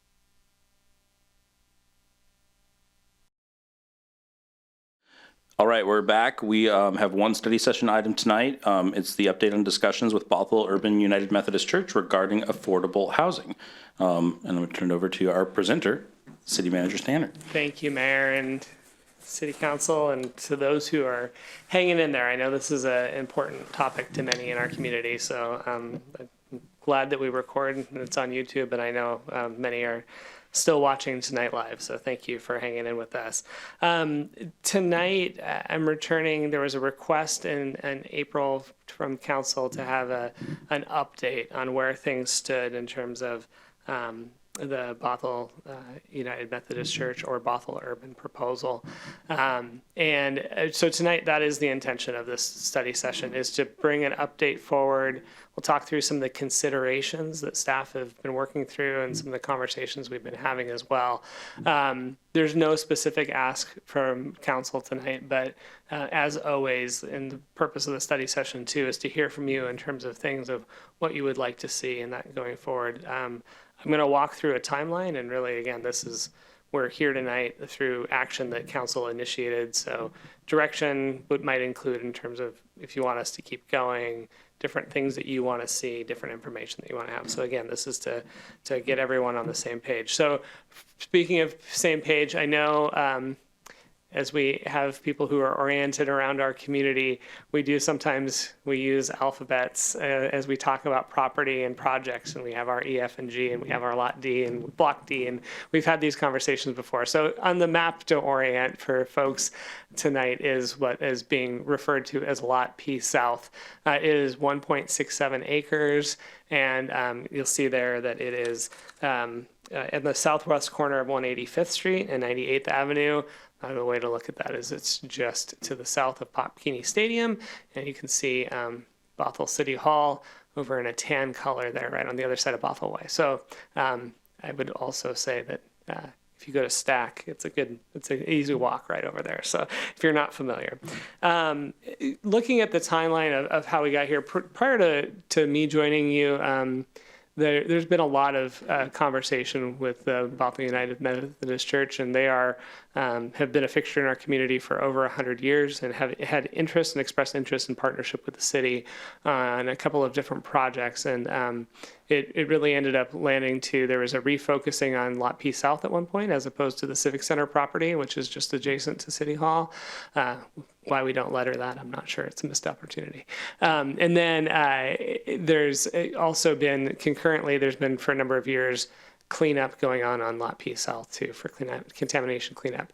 Fast forward to May 3rd of last year, the council did have a study session to discuss, or had a session to discuss what you might be interested in doing in terms of responding to an updated request around supporting an affordable housing project. And what I should clarify on this slide, it says that the council directed to sell Lot P South. That didn't really happen, but what you did ask was for us to consider the potential sale of Lot P South as one parcel. That was part of the council motion, and with the direction as well to maximize affordable housing. It was also focused on doing a proposal to one party. It was the Bothell United Methodist Church or Bothell Urban, as opposed to going out on a full market analysis. So that was clear. The city issued an RFP. I think there was one amendment to extend the date into August. That's where I come in. And we did receive then a proposed vision from the team that brought in some new partnerships and some new thoughts and ideas. So what was submitted to the city included response to questions that the city had asked. I will say the RFP was an open-ended set of questions, as opposed to the city directing, we expect to see a project that delivers X, Y, and Z. It was tell us about. And there's a number of questions around what's the idea around units for sale? What would be the percentage or the number of rental units, affordable households earning less than 30% AMI, 60% AMI, 80%. What would be potential for sale, affordable housing versus rental? So there was a number of things to explore and to learn from, and we did get a response that did just that. Within it, what we saw was a proposal that included 144 affordable units ranging between 15 and 60 AMI, 10 for sale townhomes, and then some additional space of public retail and gathering space. The proposal, just breaking that down a little bit more too, of the 144 rental units, I'd say roughly about half of those units were one bedroom. So there's always a question about affordable housing and who does it built for. So about half of the units were for one bedroom, a quarter for two bedroom, and a quarter for three. So there's some family level housing in this as well. The townhomes for sale, that was in partnership with Habitat for Humanity, which in the proposal, it did recognize that Habitat has a policy of they wouldn't do a project for under 80% IMI, but I believe in this project, it would average 60%. And then again, yes, the public gathering spaces. Within the what was submitted to us, there was some things for the city to consider. One of them was a transfer or contribution of land, and that would be done up front. The idea then was to support the townhome sites that after the conveyance of the property, a portion of the land would be sold to Habitat, who would then develop the 10 townhomes and move forward. There was also an ask from the city contribution of continuing the cleanup of the property.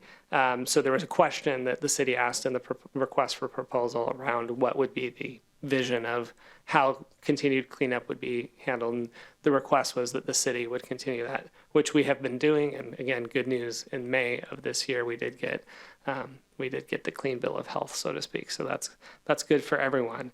And then also an acknowledgement of potential code exceptions and changes around like floor plate, parking units, and that sort of thing. So there would be some contribution and policy questions that council would be asked to make too.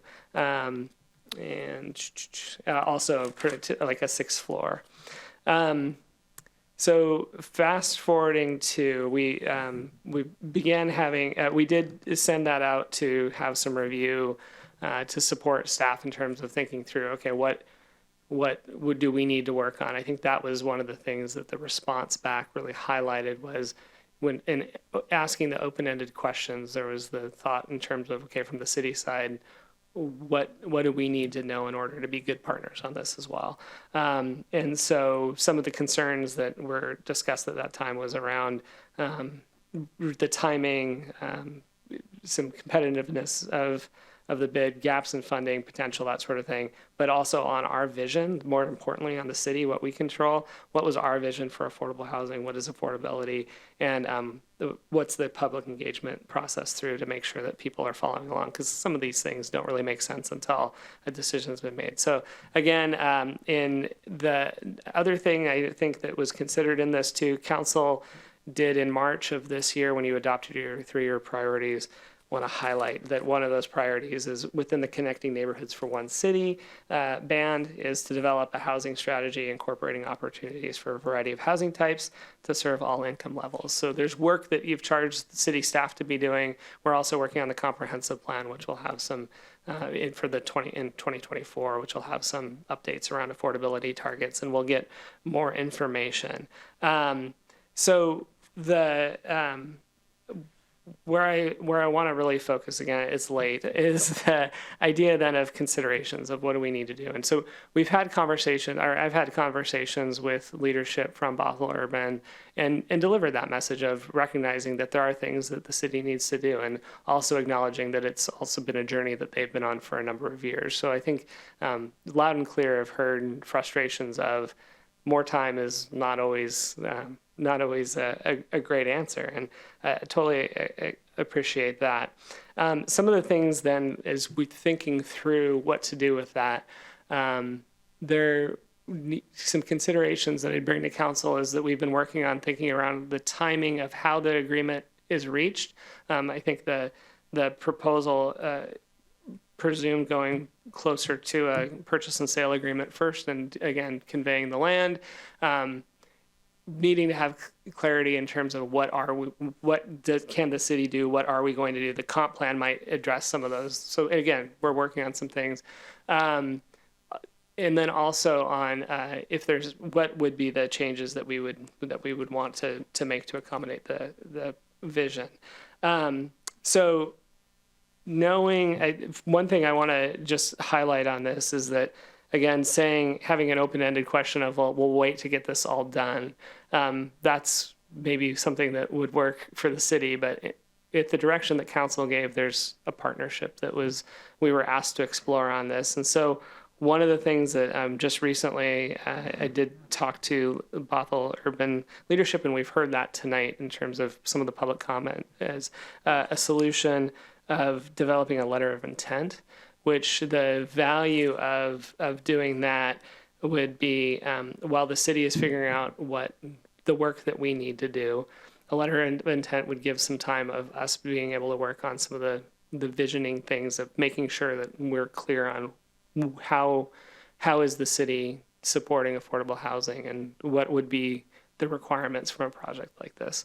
On the flip side too, an LOI then supports the proposers in this case, in that it gives them an agreement to work from where they can start working on fundraising and attaining that, whereas right now there's no level of commitment, and so any sort of potential lenders is not going to have that conversation. So this is would be a potential tool or mechanism that we could consider as a city to be able to kind of work on both of those areas. There are other options. Again, this is an update for council to help you know where we're at, have the discussion of where do you want us to go next as staff and take that direction. But again, I do want to acknowledge that we've heard pretty specifically around some comments from people of expressing an interest in negotiating an LOI, and that is something that we can work on and bring back to council for direction. But there's other options too that we want to make sure that we hear from you tonight. And yeah, tonight's conversation will really inform what the next step is and when we'll come back to talk more. So with that, I'll turn it over for conversation as we do in study sessions. I'm going to take advantage of a study session and go first. Thank you for bringing this back. This has been a conversation that's been ongoing for a long time, and I'm really excited to have a path on it. I am keenly interested in maximizing public benefit with this. Hang on. Sorry, I had to wake my computer up and I can't talk and type at the same time. We decided a couple of years ago when we sold Lot D to maximize one-time money.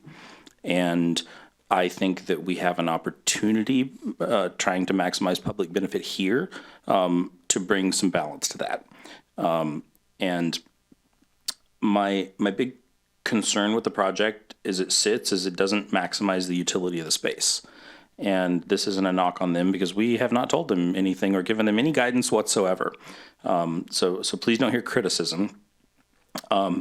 But we've put minimum density limits in Canyon Park specifically to prevent townhomes in areas where we want to see a lot of activity units. And I would love to see a proposal from Bothell Urban and their partners that maximizes housing units. You know, if we are going to try to maximize public benefit, I want as many affordable housing units as we can get.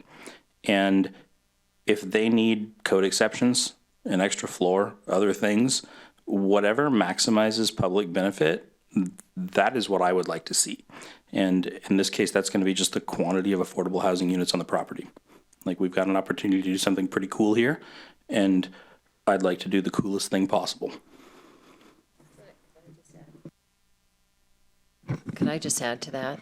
Is that maximize affordability, but not at the expense of the quality of life within that building. So I don't want to see what have they got planned? Retail, community center at the expense of that. So Yes. Okay. Can I like all of the ancillary things too, and like I want those, but but on top of that, like, let's get as much housing as we can. Yeah. So don't sacrifice the podium of some sort of public benefit, and again, gathering space. Those things are public benefit also. Right, but especially when you talk about, if you're just talking about housing people, it comes at a cost. It comes at a cost in quality of life. And what their project has is I'm preaching to the choir here, but what their project has is a big piece of quality of life that enriches the people who live there. It's an important thing an important piece of just living. Don't take away the so- plaza or the splash pad, please.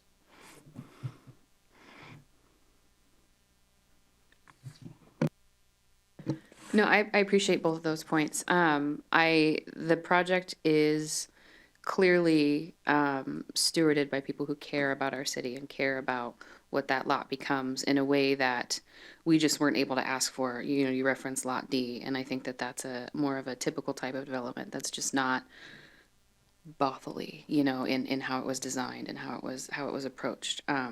So I love that about the proposal that we have, and I think the comment about trying to prevent townhomes in Canyon Park also rings true for me in the sense that this is right downtown, and I would love to see some options that have just more housing in that spot too, to really reflect the location and the opportunity that exists on the lot as well. And I would love to get this group the opportunity to seek funding and find out how they can evolve that vision with a letter of intent. Because it's been a long time where they've been kind of in limbo. And I think that not giving a firm action or a firm letter of intent is really harming this group's ability to proceed and come up with some of the stuff that we're all making up, not being architects and such.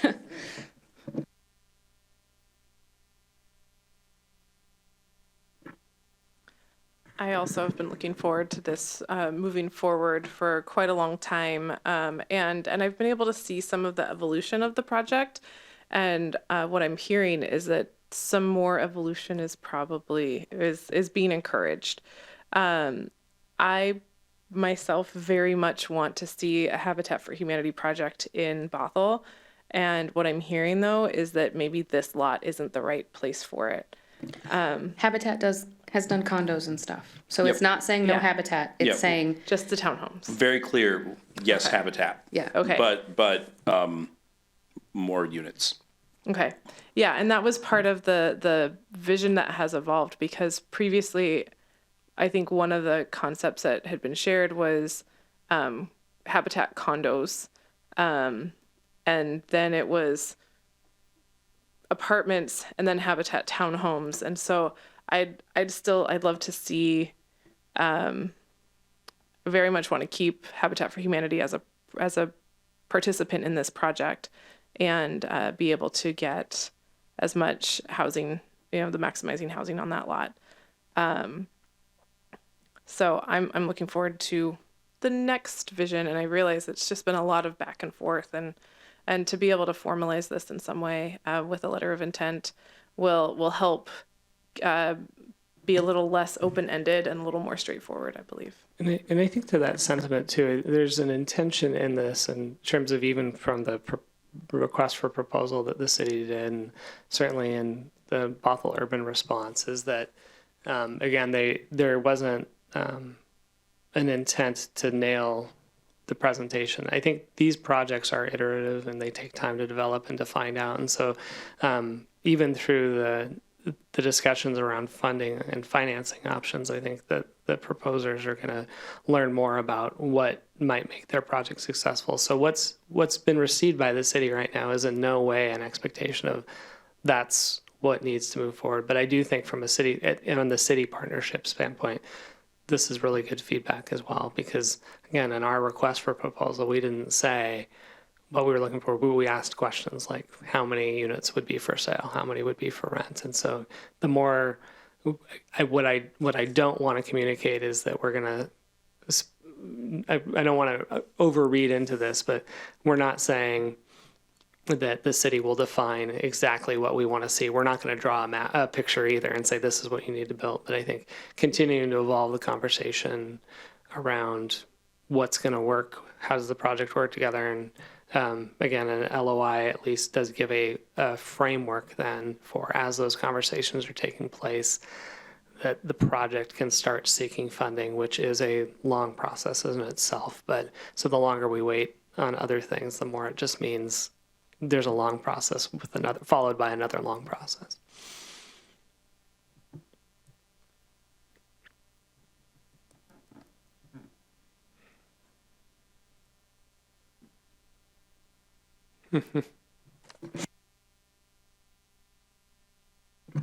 Yes. Can I be persnickety for a second?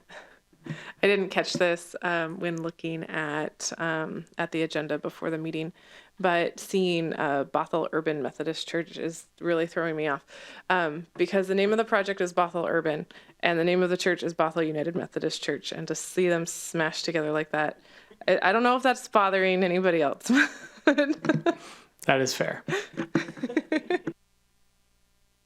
I don't think they care what you call them as long as we give some direction. So I kind of like the conversation around maximizing the affordability piece, so I kind of like that. I also think if there's an opportunity to maximize the any open or community space, as we're looking at the project, I think that would be important as well. As we welcome these new members to the community, whatever it looks like, they're going to need open space, active space. Sorry, I'm a little tired, but I think if we can take a look at that as well, I think that'd be an important part of the conversation. I was thinking about that. I know that we're like open space friends on this stuff. Cause I was like, oh, what about like a little playground? But then I remembered also there's is it Volunteer Park, right? Kind of tucked behind the library. I forget about that one because it's just kind of a surprise every time I run there. And a delightful surprise. But it's really nice to me too that there will be some family housing, and there's a park walkable right there on like a quiet road. You know, you can get there through the library. Like what an afternoon to have like in your neighborhood. I'm pretty jealous, honestly, but yeah. And there's going to be a new Bothell landing someday. But you have to cross the highway to get to that. So there is a park that kids younger than highway crossing age could still get to. It's true. Nick's not here anymore, but someday it could be a tunnel. Lid 522. I'll keep it brief. I just want to echo what we said last year and what we're hearing today. Maximize affordable housing, maximize the number of opportunities for people to live in our community, keep the community amenity space that is important as well. But I don't know how to maximize it. I know we heard tonight from public commenter about micro condos, something we don't see a lot of. I don't know if there's a specific reason for that, but that is one opportunity. But I do want to make sure we're maximizing this for the public benefit and we are able to welcome as many folks into our community as we can.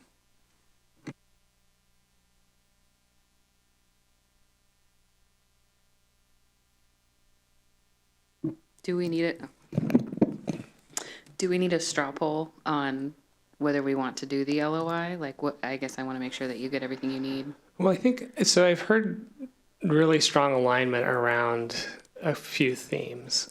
So first of all, I think what's really clear is the maximizing of affordable housing, of affordability. So again, there will be some level of, I think both sides have to explore what can be funded, what does this look like? We can run some numbers around, maybe give some more examples of what the city would want to see too. Again, with the trade-off of we're not looking to build the biggest, squarest boxes possible, which would then preclude for things like the recreational space. So I think there's some caveats in there.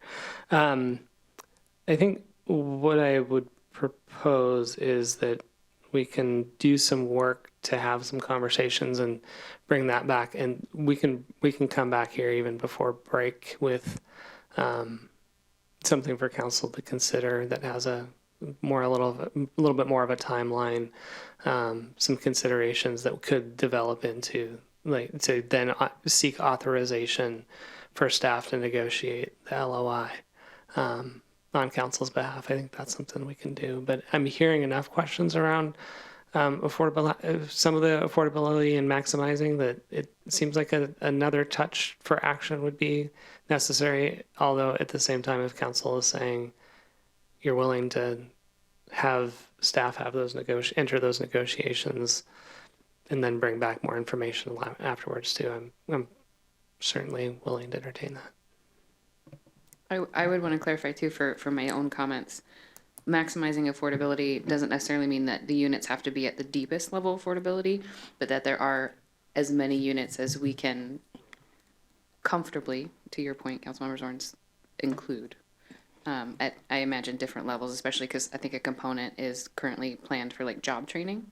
And that's just, there's different levels of AMI support different populations who need subsidized housing. I would agree with that. Maximize the number of units that are affordable.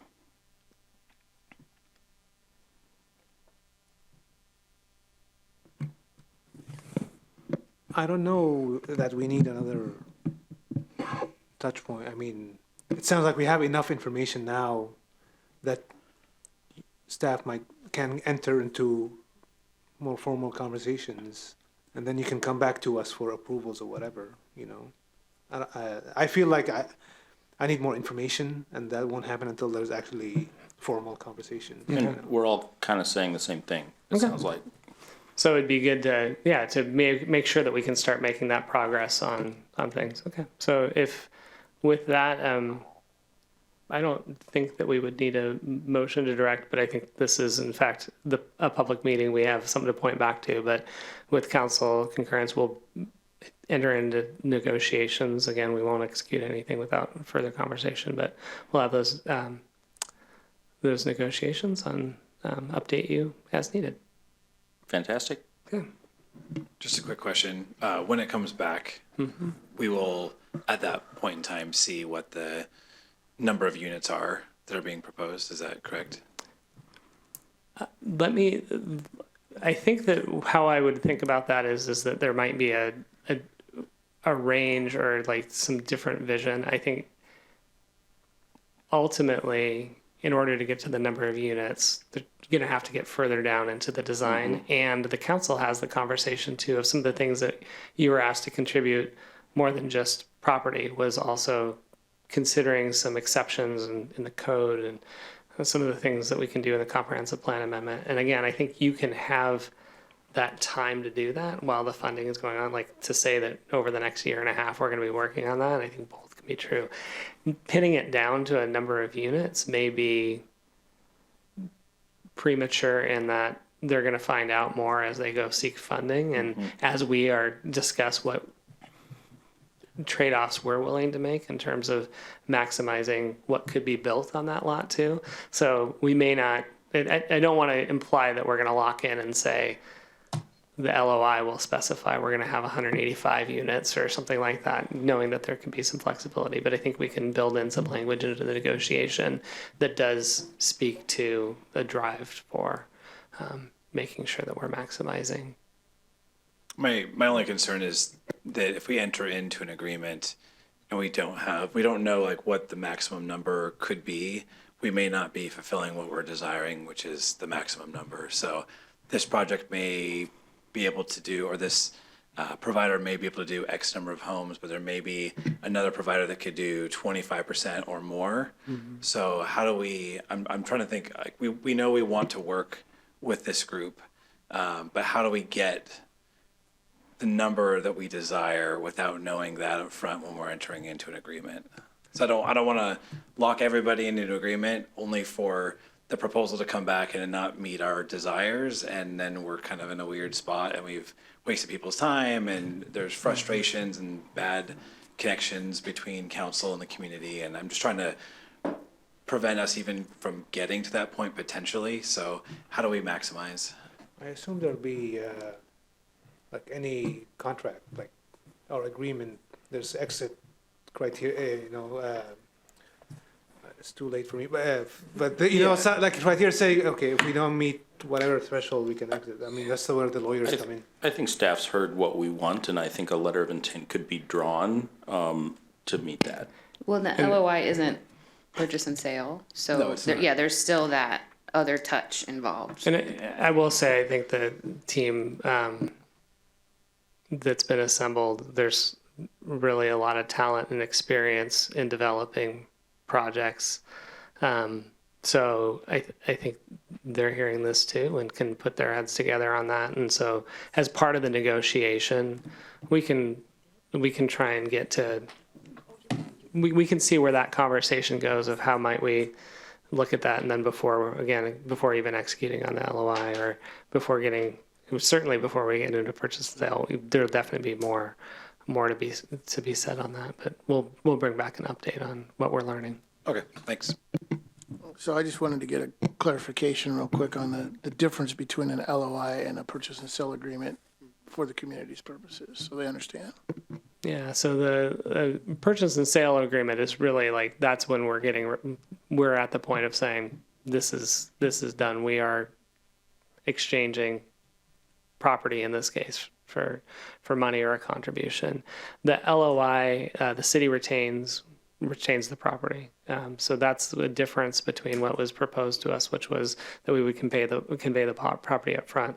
But what it is a commitment of laying out things, for example, of what would be some of the criteria that need to be achieved before we would move to purchase and sale. And really, how do we get closer and closer to a project that is permit ready before a conveyance of land takes place? And again, from the team at Bothell Urban's perspective of that they can't get permit ready until they also have been able to do some fundraising. And so it gives them a commitment from the city of saying, we are looking to partner with you on this. And then we'll negotiate things like for how long do we want to go down this path together, and what would be some of the things we would look for from each other in terms of making sure that commitments are being met. I wanted to ask Councilmember Mankey a clarifying question. Were you wanting basically an estimate of what that property units could hold? I think if we're wanting to maximize the number of units, it would be helpful to know what that maximum number is, and then have something to compare, this proposal to that maximum number of units. So we can say maximum all we want, but if we don't know what the project could yield, we don't know what we're supposed to compare the proposal to. I think that's a great idea, and I think it would be the numbers of, what is it, half of the units that they have planned right now are one bedroom or studio? What are they? One bedroom. So it was a mixture, bedroom. about 50% one bedroom, about a quarter two, quarter three. Yeah. Do that estimate based on that proportion. If we're maximizing number of floors, what would that number be? The answer would be, it depends, right? Like, do you want a small public Right. space at the bottom? You want a large? You want one Right. parking spot, Right. 3 parking spots? So there would be a range. There would be a range. It may help council to know this going in, and again, we can have these conversations with their team. So looking across the street at Boulevard Place, that property is 1.66 acres. So we're pretty equivalent there. What is different, going back to my first week, I think the mayor and I got a tour of Boulevard Place. And so in terms of open space and amenities, I think even the residents were expressing to us wanting more. And so that's a choice that can be made. But our staff did some back of the napkin math on this. Boulevard Place, though, so if we could said, okay, that's about the same amount of size. It's a different property configuration and that kind of stuff, but it's close enough. That they have 297 units in that. But again, that's not a mix of family housing and that sort of thing. So when we look at it, it's like there are trade-offs in all of this of going to the extreme of saying we're going to make micro units, like you can put in a lot, but is that really what we're trying to achieve? So what I also hear from the council saying with the quality of life caveat that you made is that you're not really saying as many units as possible. We want to have livable space. We want to have different things. But I think in terms of if you're just trying to conceptualize of, well, what could come back? So, so 297, again, with a different vision of it, but that would be, you could say that would be on the max range. You're probably going to see something at the midpoint of those two numbers or less. But again, that's then the important thing is about talking about the purpose and the investment that you want to make is what are those things that you're getting in addition that make the number of units appropriate for the project. That's a helpful reference point, just to know that a comparable size property, not focused on maximum yield, but also knowing there will be other things in this project that project doesn't have. So that is a helpful reference point. Thank you. Do we have like a lessons learned? Like, you brought up Boulevard Place, and I was there recently. and there's like a sign that's like, please do not let your pets relieve themselves in the parking garage. Like clearly there's some grass missing that could help with that problem. And like their dumpsters have to go out on the street on garbage collection day. Like there's no way apparently for them to collect them otherwise. Like just some kind of livability things and things that impact the neighborhood around them. Like it seems like there were maybe a few livability misses there. Like how does that circle back around on future projects? We will take that note of that, and that's something we can look at in terms of how do we do a look back, especially before, I think on projects where the city has, we have a say on all projects, but certainly on ones that we're involved in some way in terms of like if we were going to sell other property in the future, of what would you want to see in terms of what conditions would we want to have? Yeah, that's a great question.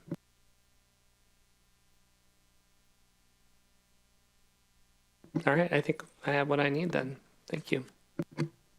All right, thank you very much. Next up is council conversations. Please don't get too wordy, I'm tired. I know everybody needs to go to bed, Yeah. but we're just about ready to have our summer series, right? Can't So wait. everybody get rested up for that.